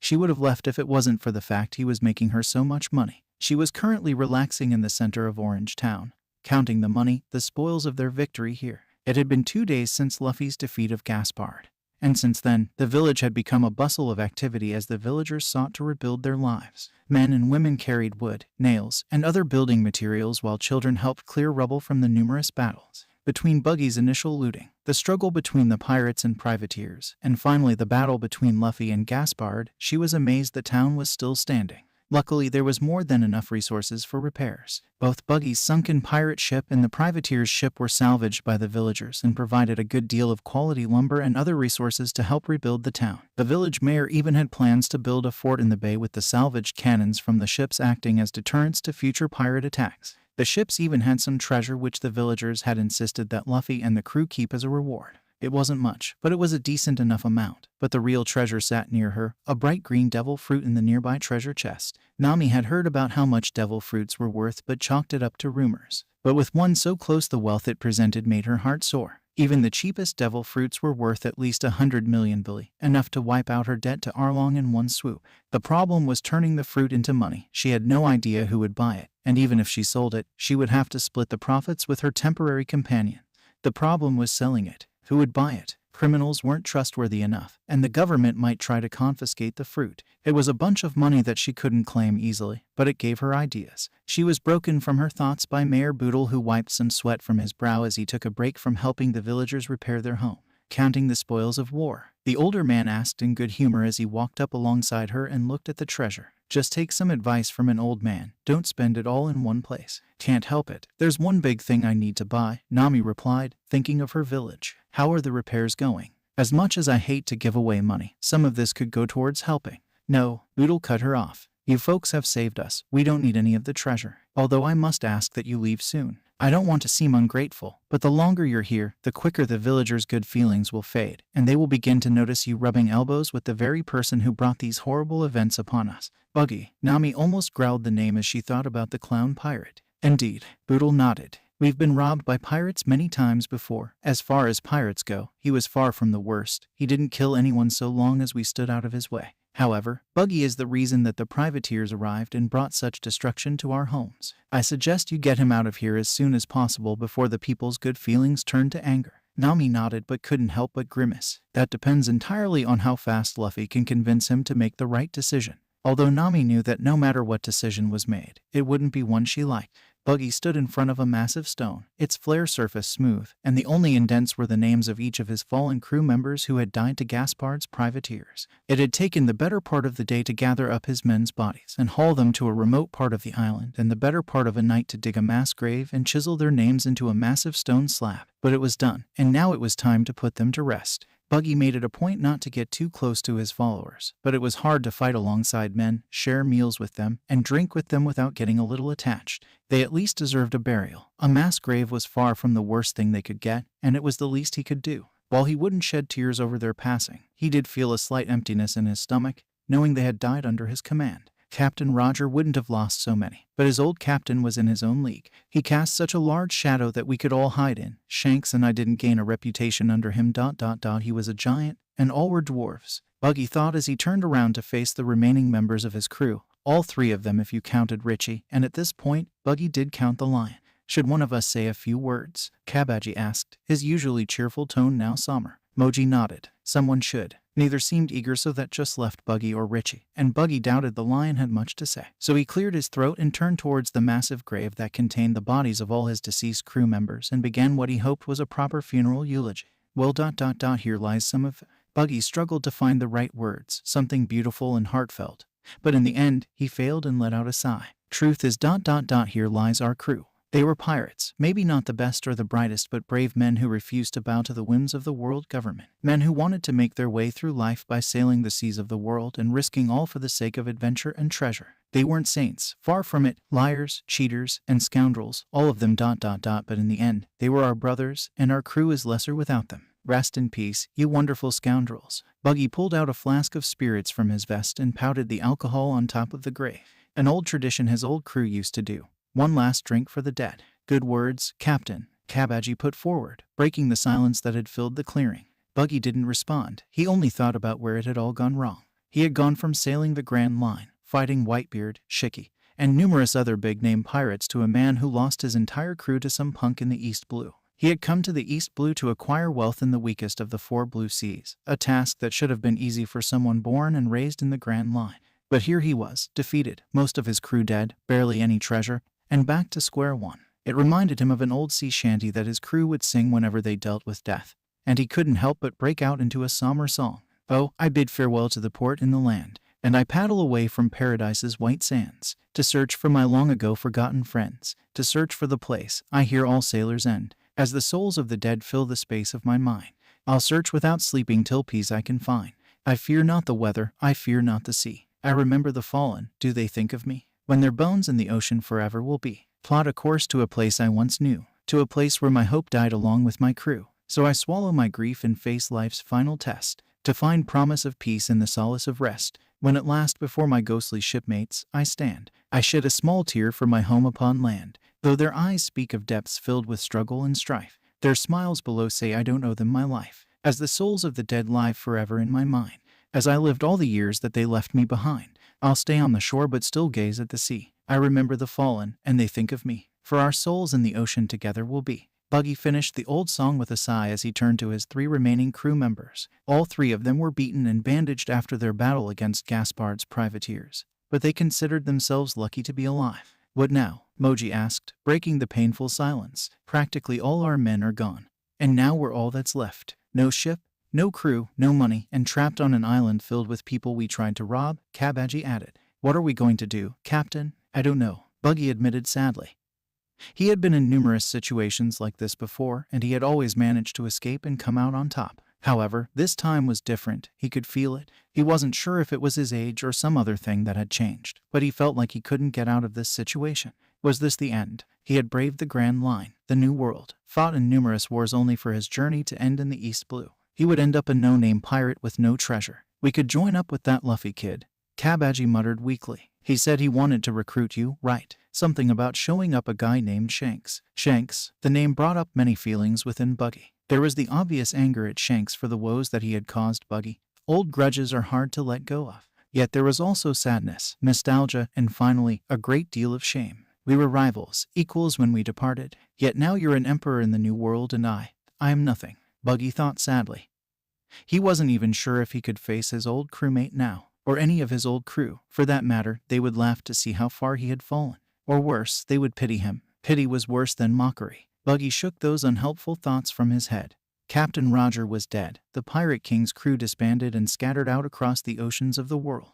All that mattered was the present, even if the present currently sucked. We could join up with that kid, Moji added, or at least have them give us a ride off this island. Then we could lay low and... How do you expect us to lay low? Buggy interrupted his subordinate's speech. I'm one of the most wanted men in all the East Blue, and you lot aren't exactly the most subtle of individuals with your animal hair and Richie being a giant lion. The only person here who has any chance of staying low profile is Cabbaggy. Then we join up with Luffy, Cabbaggy replied. Kid offered us for a spot on his crew. I say we take it. Serving a child. Buggy growled out angrily, more so out of embarrassment than actual anger. Me, who was a captain, becoming a damned swabby. Rich swabbies, Kabaji added in. I talked to Zoro about what things are like serving under Luffy. The crew just formed, so he didn't have much to say, but he did say that all hands have an equal share in the treasure they find. Being rich would be a nice change, Moji added, to which Richie let out a happy growl of agreement. With a guy as strong as Luffy fighting, we can rake in a fortune and have someone super strong to protect us when the heat gets turned up. The East Blue isn't as safe as it once was. No offense, Captain, but your strength isn't enough if that Gasbard guy was anything to go by. If we have to face another guy like him, we might as well slit our throats. Buggy saw sense in his crew's words. At this point, all the clown pirate had was his pride. He gives it up and becomes a crew member to a teenage pirate with powerful devil fruit. While humiliating, he could rake in a bunch of money while hiding in the notoriety of a mighty captain the same way he hid in Roger's shadow. Give up my pride at a chance of being rich. Buggy wondered out loud. I think I can do that. I've done far worse things for a lot less. This situation also reminds me of an old pirate saying. What saying is that, Captain? Kabaji asked curiously. Pride in an empty sack is worth the sack. Buggy put forward. I'm not going to live as a beggar, but I think I need to have a word with our would-be captain. Can't appear too desperate. We need to negotiate ourselves the best possible offer we can. Suddenly the familiar sound of flapping wings echoed overhead, and a medium-sized black dragon could be seen flying overhead in circles in the sky above the four pirates. Speak of the devil, and he shall appear. Buggy muttered. Let's see where this takes us. Suddenly Luffy descended from the sky like a black lightning bolt, landing in the clearing near the grave.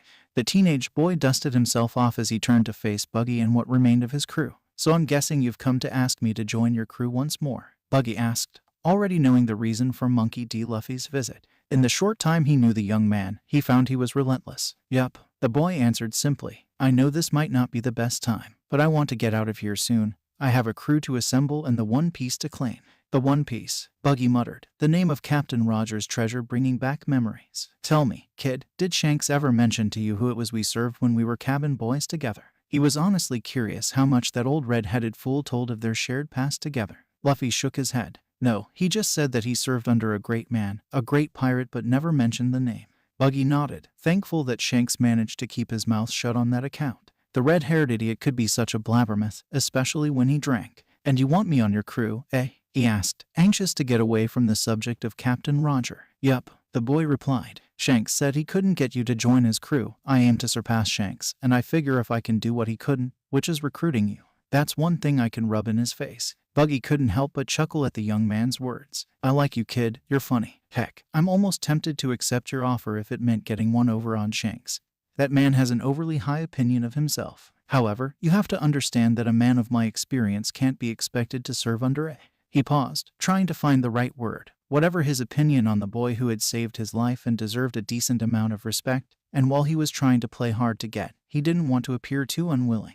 Greenhorn such as yourself. This greenhorn could wipe the deck with you, Luffy put forward in a surprisingly neutral tone that showed no anger. I took out a man that you and your entire crew couldn't even harm. Fair enough. Buggy was forced to concede. I do not doubt your strength, but I'm just putting forward your age. I'm 37 years old. I'm close to entering my 4th decade in this world.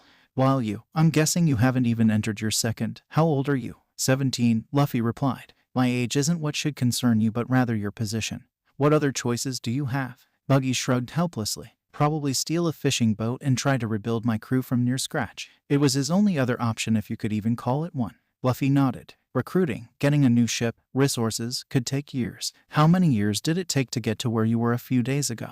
Almost 2 decades. Buggy admitted. He had so many setbacks in his pirating career that he had only really had a smooth run in the last 5 years. It was going so well he was preparing for an expedition into the Grand Line once he finished his preparations. Then Gasbard came and ruined all his plans, so you would be 57 by the time you got up to your former strength. Luffy pulled out a black pipe from his coat, ignited it with his breath, and began smoking. Even if you hit a lucky streak, it could take years for you to get a proper crew together, especially with you being a wanted man. I won't be around to save you from a privateer attack. I've faced harder challenges. It wasn't a complete lie, but the boy was somewhat correct. This was the most significant setback he had since Captain Roger died. I don't know if Shanks told you, but I fought in some of the greatest battles to ever occur on the Grand Line. I fought in the Ed War, the Battle of the Red Tide, and numerous other battles while you were shitting your swaddling clothes. This is a bad setback, but I'll bounce back. I always do. Why wait, though? Luffy took a deep draw from his pipe and exhaled a smoke ring. Join my crew. I can make you a rich man. From the looks of things, you've been robbing small towns. Buggy nodded. Easy pickings and no Marines patrols to speak of. It's easy money. If there was one kind of money, he liked it as the easy kind. Small money, you mean? Luffy retorted. Robbing from people who can barely scrape by. I don't do that. I rob the rich. Nobles, kings, traders, and spice merchants. I robbed most of the Goa nobility before the kingdom's destruction. Join me, and I'll make you a rich man. Rich man, eh? Buggy almost agreed then and there, but he didn't want to seem desperate. He had to salvage some pride from this situation. Tempting, but I have my pride. You saved my life, and for that, I'm thankful, and I'll even find a way to repay you for it. But being the underling to a kind half my age just rubs me the wrong way. I'm not asking you on my ship to swab the decks, Luffy put forward in an offended tone.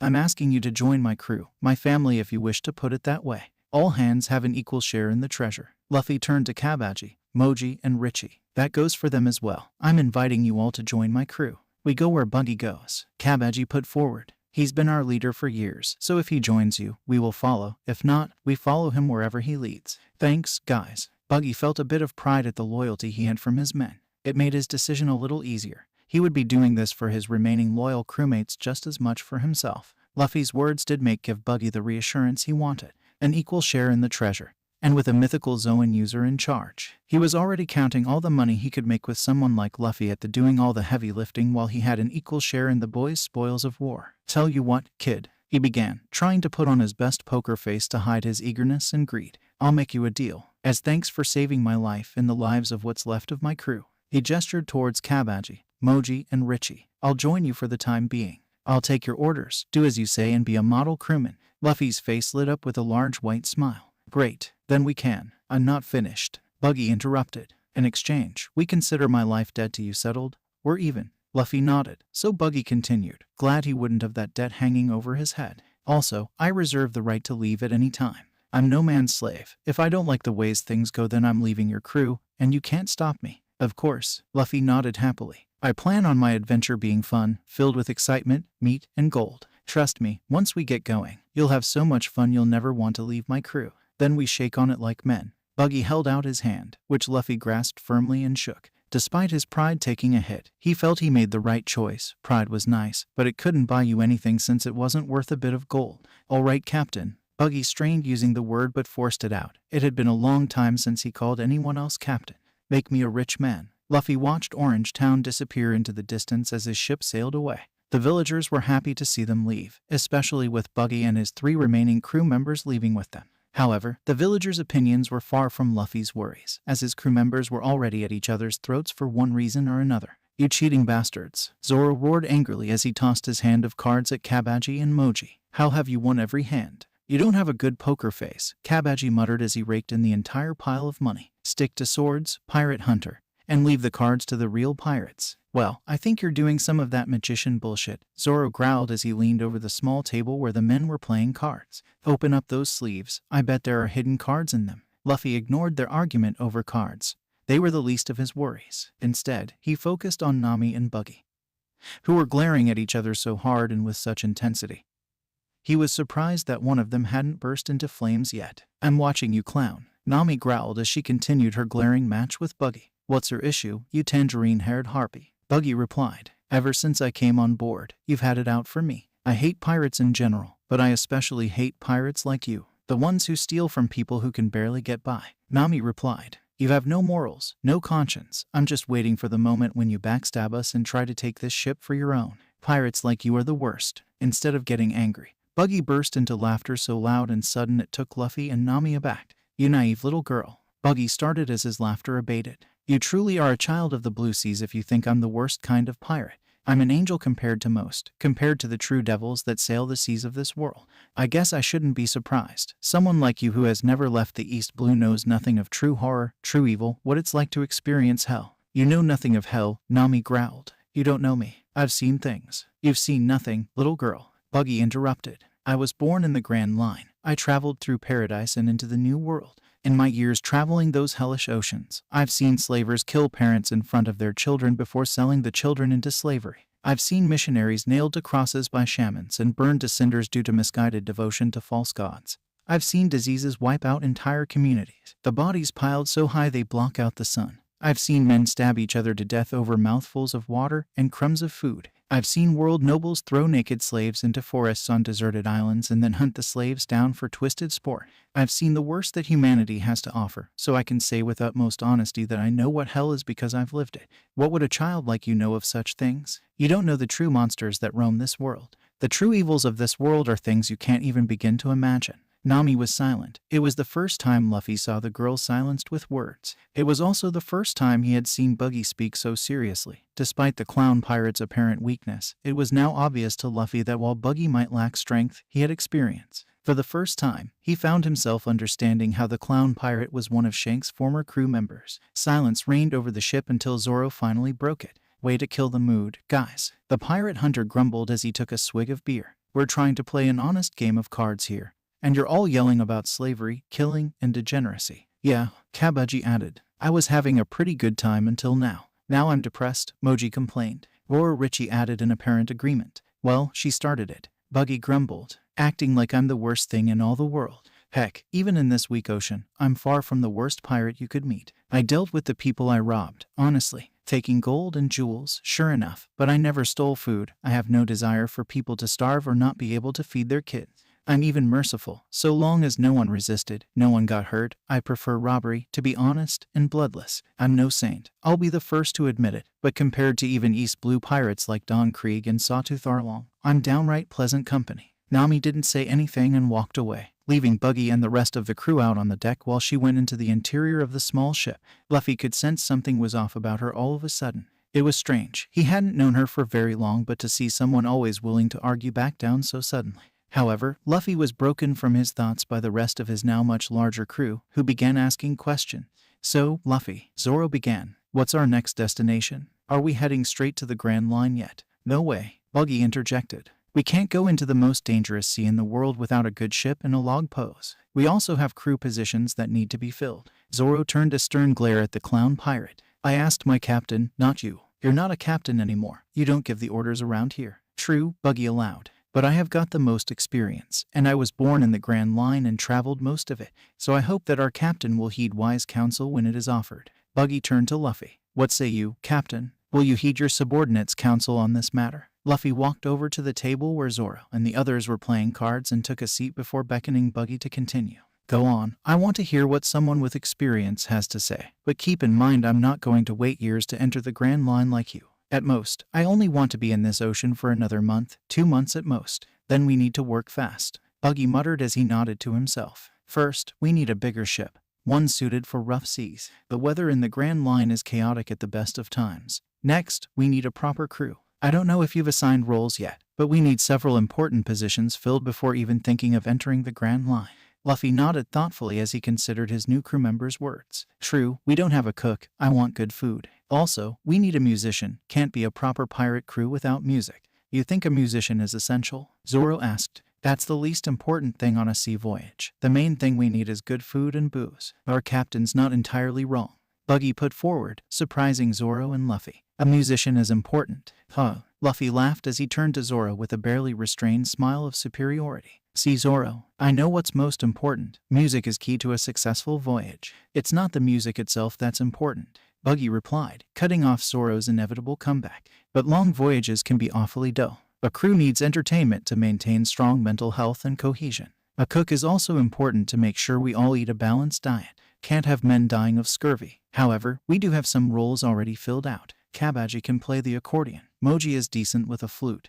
And I play a hurdy-gurdy, so together we are a decent band. But we need someone to play a violin or cello if we want to sound good. What the fuck is a hurdy-gurdy? Zoro asked, genuinely perplexed. Sounds like a made-up word. It's not. We can buy one at a music store along with other instruments. Buggy replied. We also have a bit of a doctor in Moji, so we have that position temporarily filled in. In truth, all the best doctors are in the Grand Line, so Moji can hold that position until we find a licensed medical professional. Luffy looked at the lion tamer curiously. Are you a doctor? He asked, not believing what he was hearing. It was hard to imagine the silly-looking many with animal hair as being a doctor. I'm a licensed veterinarian and went to nursing school briefly, Moji admitted sheepishly. I might not have a fancy medical degree, but I know how to stitch up wounds, remove bullets, set broken bones, and all that other fancy stuff. Just don't expect me to perform a complicated surgery on humans. I specialize in animals. Also, I don't know much about diseases that infect humans, so my medical expertise doesn't go much beyond giving out cold medicine and chicken soup. Neat, we have a kind of doctor and the beginnings of a band. Luffy couldn't believe how lucky he got with his latest crew members. Well, I'll be sure to buy you guys some instruments at the next island we go to. Speaking of, what island are we going to next? Buggy asked. If this is a voting type of crew with a quartermaster, I vote to find a bigger ship. This tub might be nice for fishing, but this many people squeezed on board will make things uncomfortable. We can handle that after we run a small errand. I have a message to deliver to someone. Luffy patted one of his pockets where a letter rested. It had been years since a certain sharpshooter on Shanks' crew had left the letter with him. Now that Luffy had a somewhat decent ship and crew, he could deliver it at last. He pulled out his compass and recalled everything he could of what Yasopp said about the island where his wife and son live. Show me where the Gecko Islands are, home to Yasopp's family, Luffy said as he looked at the compass. The needle shifted into an eastward direction. We go that way. Luffy pointed to the east. Kid. Buggy began as he seemed to focus on the compass. Where did you get that compass? From Shanks, Luffy answered. Why? Have you seen it before? I have. Buggy seemed to grumble. It was one of the many things our old captain gave to Shanks. He was always the favorite. Still, I won't badmouth my old captain when he ain't here to defend himself. The man did more for me than anyone ever did. He saved me from an early grave, saved me from poverty, taught me to read, and left a good amount of gold for me after his death. I used it to buy my first ship. Still, I feel more comfortable following you now that I know you have a tool like that. It's guided me well so far. Luffy did enjoy his favorite tool, even if it was temperamental. Let's head east to the Gecko Islands. I have a personal errand to attend to there. We might even find a music shop or a place to buy a quality ship. We have the money for that, Zoro asked as he poured himself a drink as he turned away from his card game with Buggy. Boats are expensive. We're pirates, Buggy pointed out. We could easily steal one. We'll see. Luffy waved them off as he leaned against the railing of the ship, enjoying the smell of the sea air. The best part about being a pirate is freedom and adventure. Let's get to the Gecko Islands and see what happens. Luffy sat on the deck as his ship approached the Gecko Islands. It would be a bit more until they reached their main destination, Syrup Village. It had been many years since Luffy had last seen Yasopp when the man departed with Shanks to the Grand Line. But he would never forget that Yasopp had a wife and son for two simple reasons. Reason number one was that the sharpshooter had never shut up about his wife and son. The man often boasted about the beautiful woman who had given him a son who would undoubtedly grow up to be a man's man. The second reason he would never forget about Yasopp's family was that the man had asked Luffy to deliver a letter to his son when he departed to become a pirate. Luffy had asked Yasopp why the old pirate couldn't send a message or a letter himself, and the answer had been quite surprising.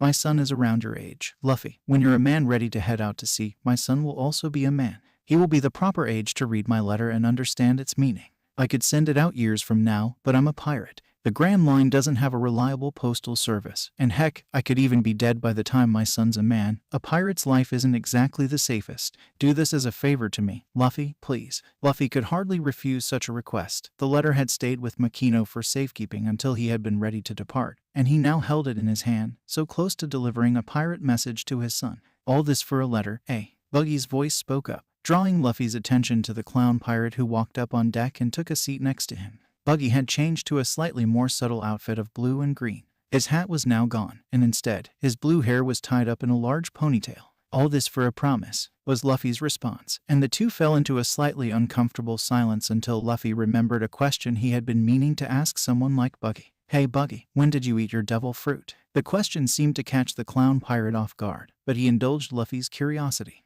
Couldn't have been much younger than you. It was back when I was a cabin boy on a pirate ship. Did it change you? Luffy asked bluntly, not knowing how else to phrase his question. Change me? Buggy asked. It gave me these powers, letting me become a splitting human. Aside from that, it robbed me of the ability to swim, which I used to be amazing at. Although I get the feeling you're asking me something else since you also area devil fruit and would know this. Luffy nodded. I mean, did it change who you were on the inside? He pointed at his head. Who you are as a person, I guess. Ever since I ate my fruit, I've been obsessed with treasure. I always liked treasure, but now it's like a ...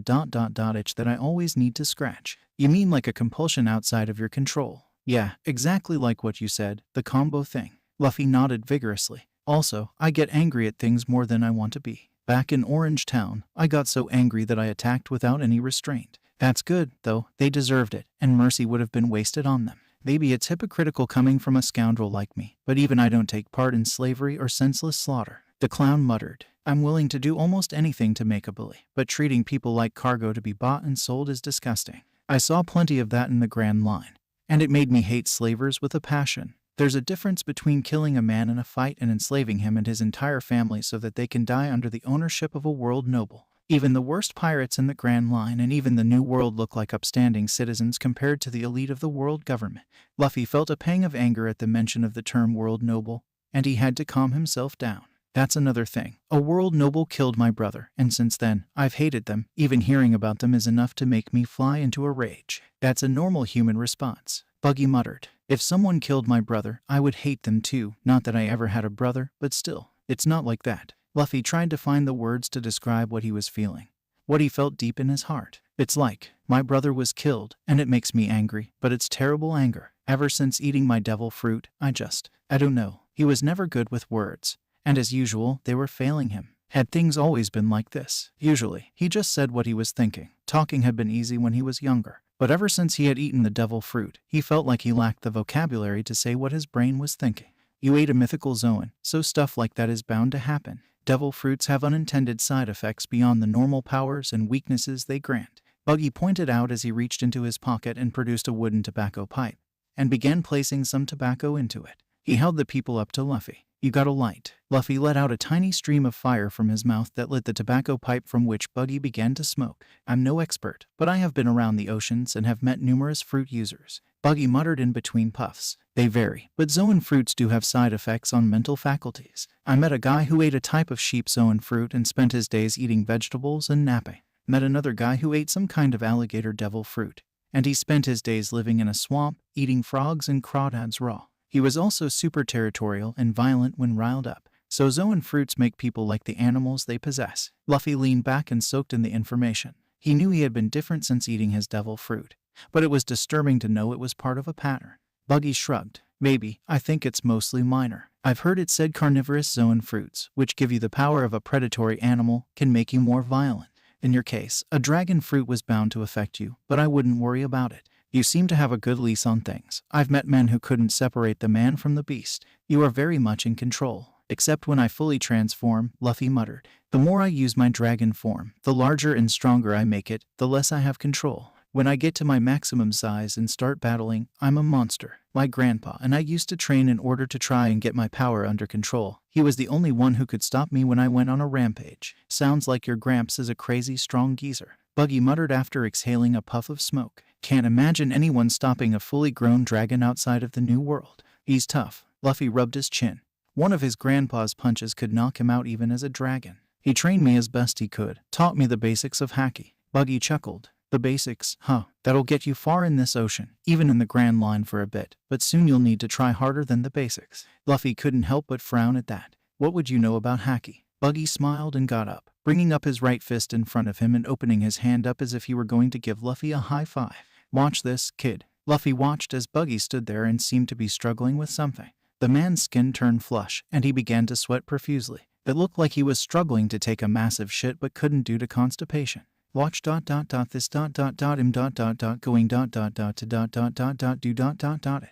Buggy grunted in pain, and soon Luffy saw Buggy's middle finger turn pitch black for about 2 seconds before fading back to normal. Buggy let out a tired breath as if all the energy had been sapped from his body. Oh God, I think I'm going to. Buggy ran to the ship's side and threw up for nearly half a minute. Once he was done emptying his stomach, he walked back casually, as proud as a peacock as if he hadn't just emptied out his guts. See that? Pretty impressive, right? I can use haki as well. Luffy couldn't help but bust out laughing. Shish, all that just to reinforce your finger with haki. I thought you were going to die. That'll be really useful if you have to point aggressively in a battle or flip someone off angrily. It's been a long time since I had to do it. Buggy protested angrily. You're lucky you didn't meet me when I was your age. I did battle with Whitebeard back when that old coot was in his prime. Luffy reined in his laughter. Okay, is there a point to your finger flex? What does being able to kind of use haki mean to me? It means that any pirate worth their salt in the New World, and even most of the Grand Line, can use at least one form of it. Buggy explained. You might be able to easily push your way through the East Blue, but the Grand Line is the frontier of this world, and the frontier pushes back. I'll handle things. Luffy waved off Buggy's concerns. If strong guys come after us, I'll just have to get stronger. We're here. Nami's voice called out, making Luffy and Buggy look up and see that they were approaching their destination. On the horizon, the island they had come to visit was in view, and Luffy felt a surge of excitement as the potential for a new adventure awaited him. Buggy started to walk away but looked once more at Luffy. Just think about what I said, kid, you're strong, but there are plenty that is stronger. You're the captain here, which means you're responsible for the lives of your crew, especially my life. If anyone tries to hurt my crew, I'll just kick their ass. Luffy declared proudly he wouldn't let anyone harm his crew. He remembered how members of the red-haired pirates would speak about the way Shanks defended his men in battle. He would do the same. Good, Buggy replied, his tone surprisingly serious. Just keep getting strong, make us rich, then we can retire on a mountain of gold. After we find the One Piece, Luffy added. I can't be Pirate King unless we find the One Piece. The One Piece, Buggy muttered. You really want it? Huh, you don't, Luffy asked, not understanding his newest crew member's words. I thought you wanted treasure. The One Piece is the greatest treasure in the whole world.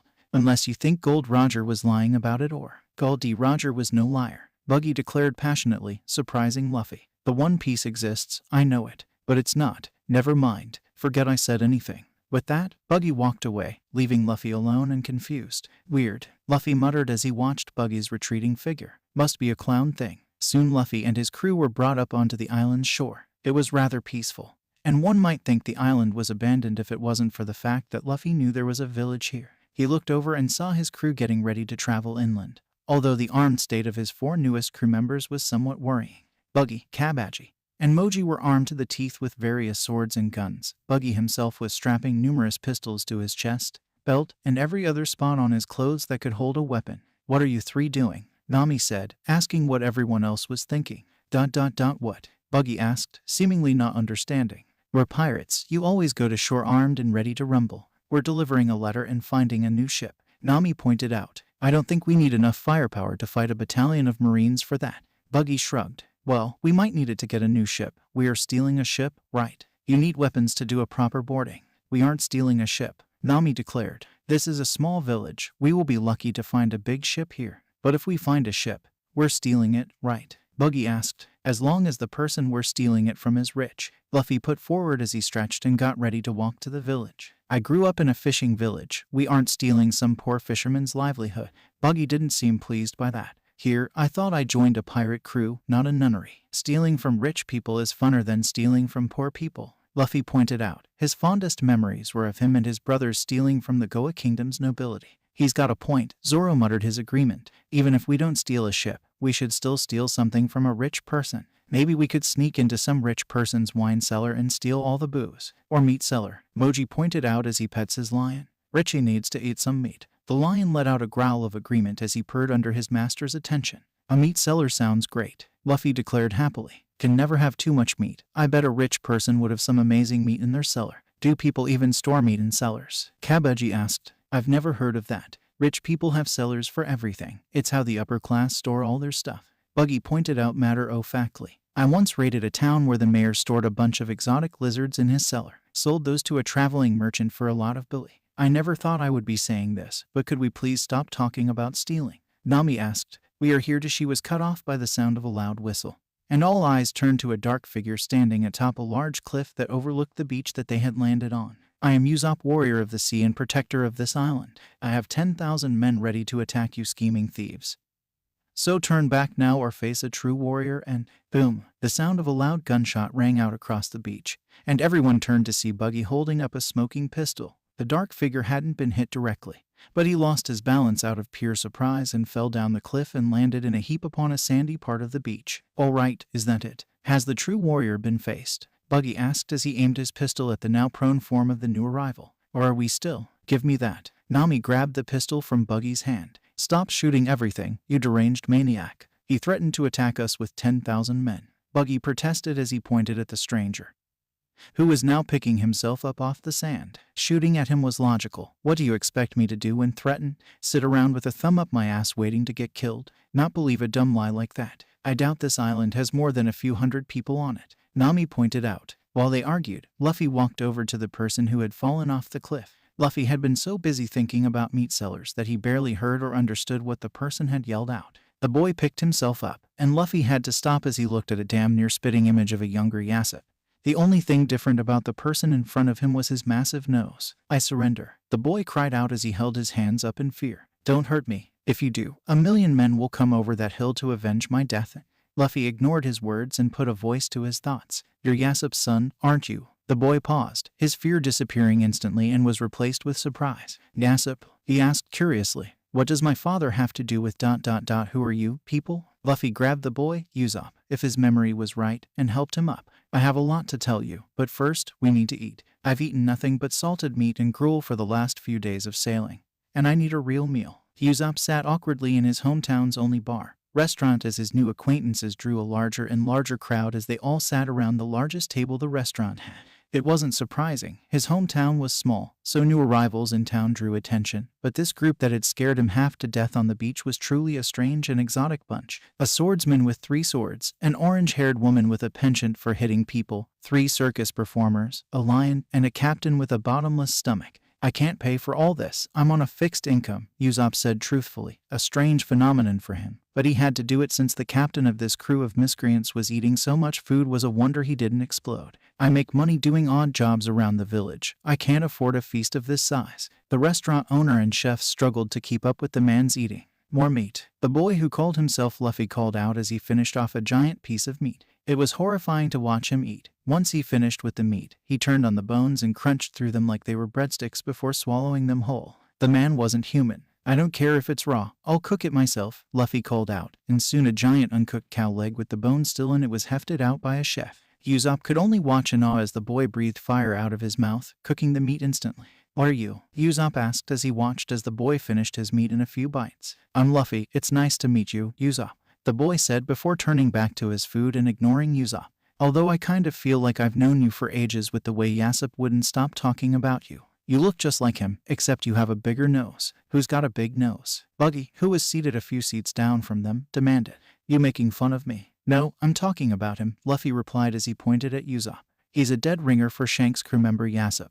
The only difference is his long nose. That statement seemed to calm Buggy. Ah, okay. I guess he does have a big weird nose. It looks like someone stuck a twig on his face, the clown said with a chuckle. That made Usopp mad. My nose might be long, but at least it isn't red and bulbous. You look like someone stuck a bouncy ball on your face, you weirdo. A bit harsh, but Usopp didn't care. He inherited his nose from his mother, and he was proud of it. At least I don't have a cock stuck to my head, you pecker-faced child. At least I don't have a tomato for a nose. Why, you little Buggy looked like he was about to pounce but was punched by Nami. Don't dish out insults if you can't take them, dumbass. She growled as she glared at Buggy. I can't believe a man like you made people tremble in fear. Makes me want to rethink my outlook on your lot. Enough of this. Usopp was getting annoyed by this entire situation. Can you just explain what you're doing here and how you know my dad? Okay, Luffy replied simply. And over the next hour, Usopp listened as he heard all about his father's exploits and Luffy's reason for being here. It all seemed like a dream. His dad was a sharpshooter for one of the 4 emperors. Luffy was a devil fruit user who wanted to be pirate king. And for the first time ever, he was going to have correspondence with his father in the form of a letter. Usopp held up the letter Luffy had handed him as if it were a holy relic.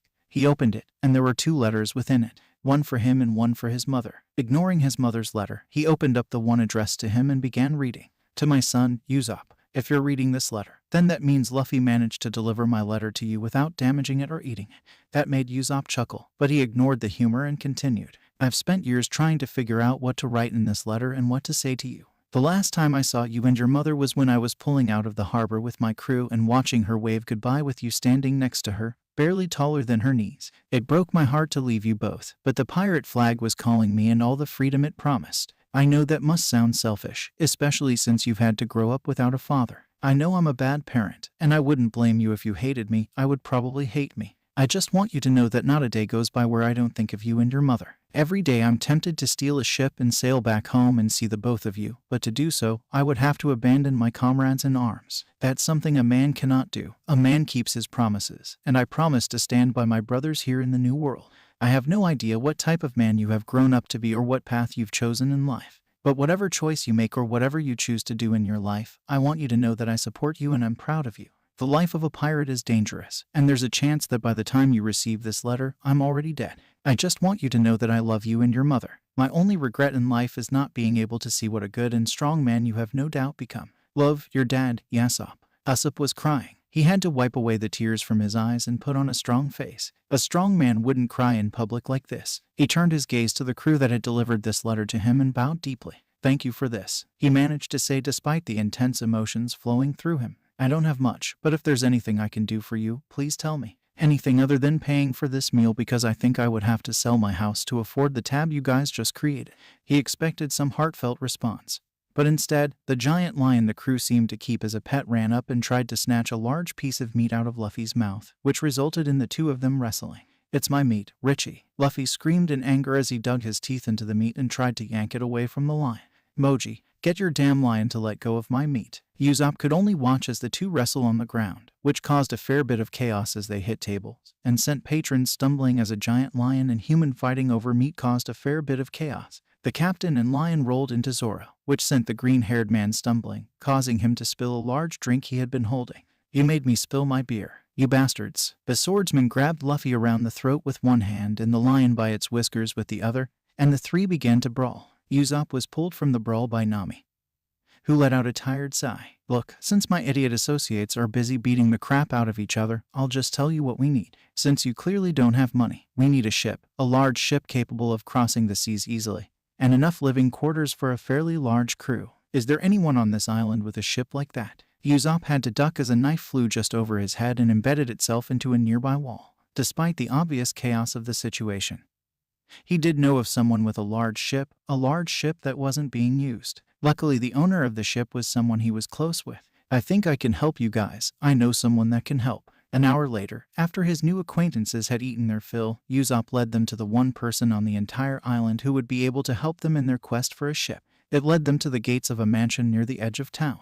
Usopp explained the situation of the owner of the mansion. Kaya was extremely sickly and couldn't leave her mansion due to her weak body. He would often sneak up to her window and tell her stories that would lift her spirits. The stories were all lies, but so long as they were good ones, Kaya didn't seem to mind. Once he and his group reached the mansion's gates, he turned to his acquaintances. "All right, so I'll sneak over the wall and speak with Kaya," and he was cut off by Luffy pushing through the mansion's main gate and walking onto Kaya's property with all the subtlety of a bull breaking through a barn door. "Hey rich girl, where are you?" Luffy called out with all the tact of a crazed hobo. "I need your boat." Nami went over to smack Luffy for his rudeness and lack of tact, but the boy ducked under her attack and kept on calling out for Kaya. "Be quiet and follow me," Usopp commanded as he grabbed Luffy by his arm and led him around the back of the mansion where Kaya's room was. "Just shut up and let me do the talking." Soon he and his new friends were standing outside Kaya's window, and the blonde-haired heiress came to the window once Usopp had called for her. "Usopp, it's good to see you in." Kaya paused as she looked at the motley crew surrounding him. "Who are all of you? Is that a lion and a clown?" "Usopp, is this some kind of surprise party or something?" "We want your ship," and Luffy began. But Usopp slammed a hand over the boy's mouth before he could ruin this moment. While he felt obligated to help out his new friends, he had a bigger obligation to Kaya.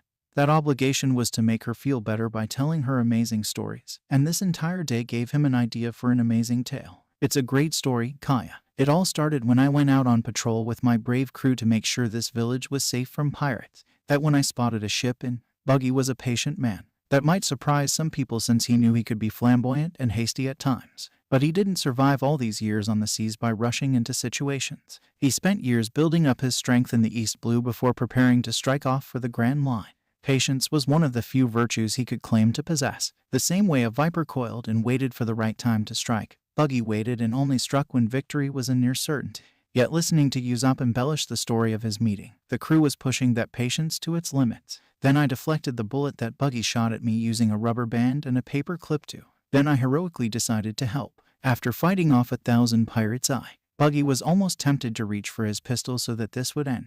He would either shoot Usopp so the boy's story would end or shoot himself so that he wouldn't have to listen to it anymore. Right before he reached for his gun, a voice cut through everything, drawing the attention of everyone present.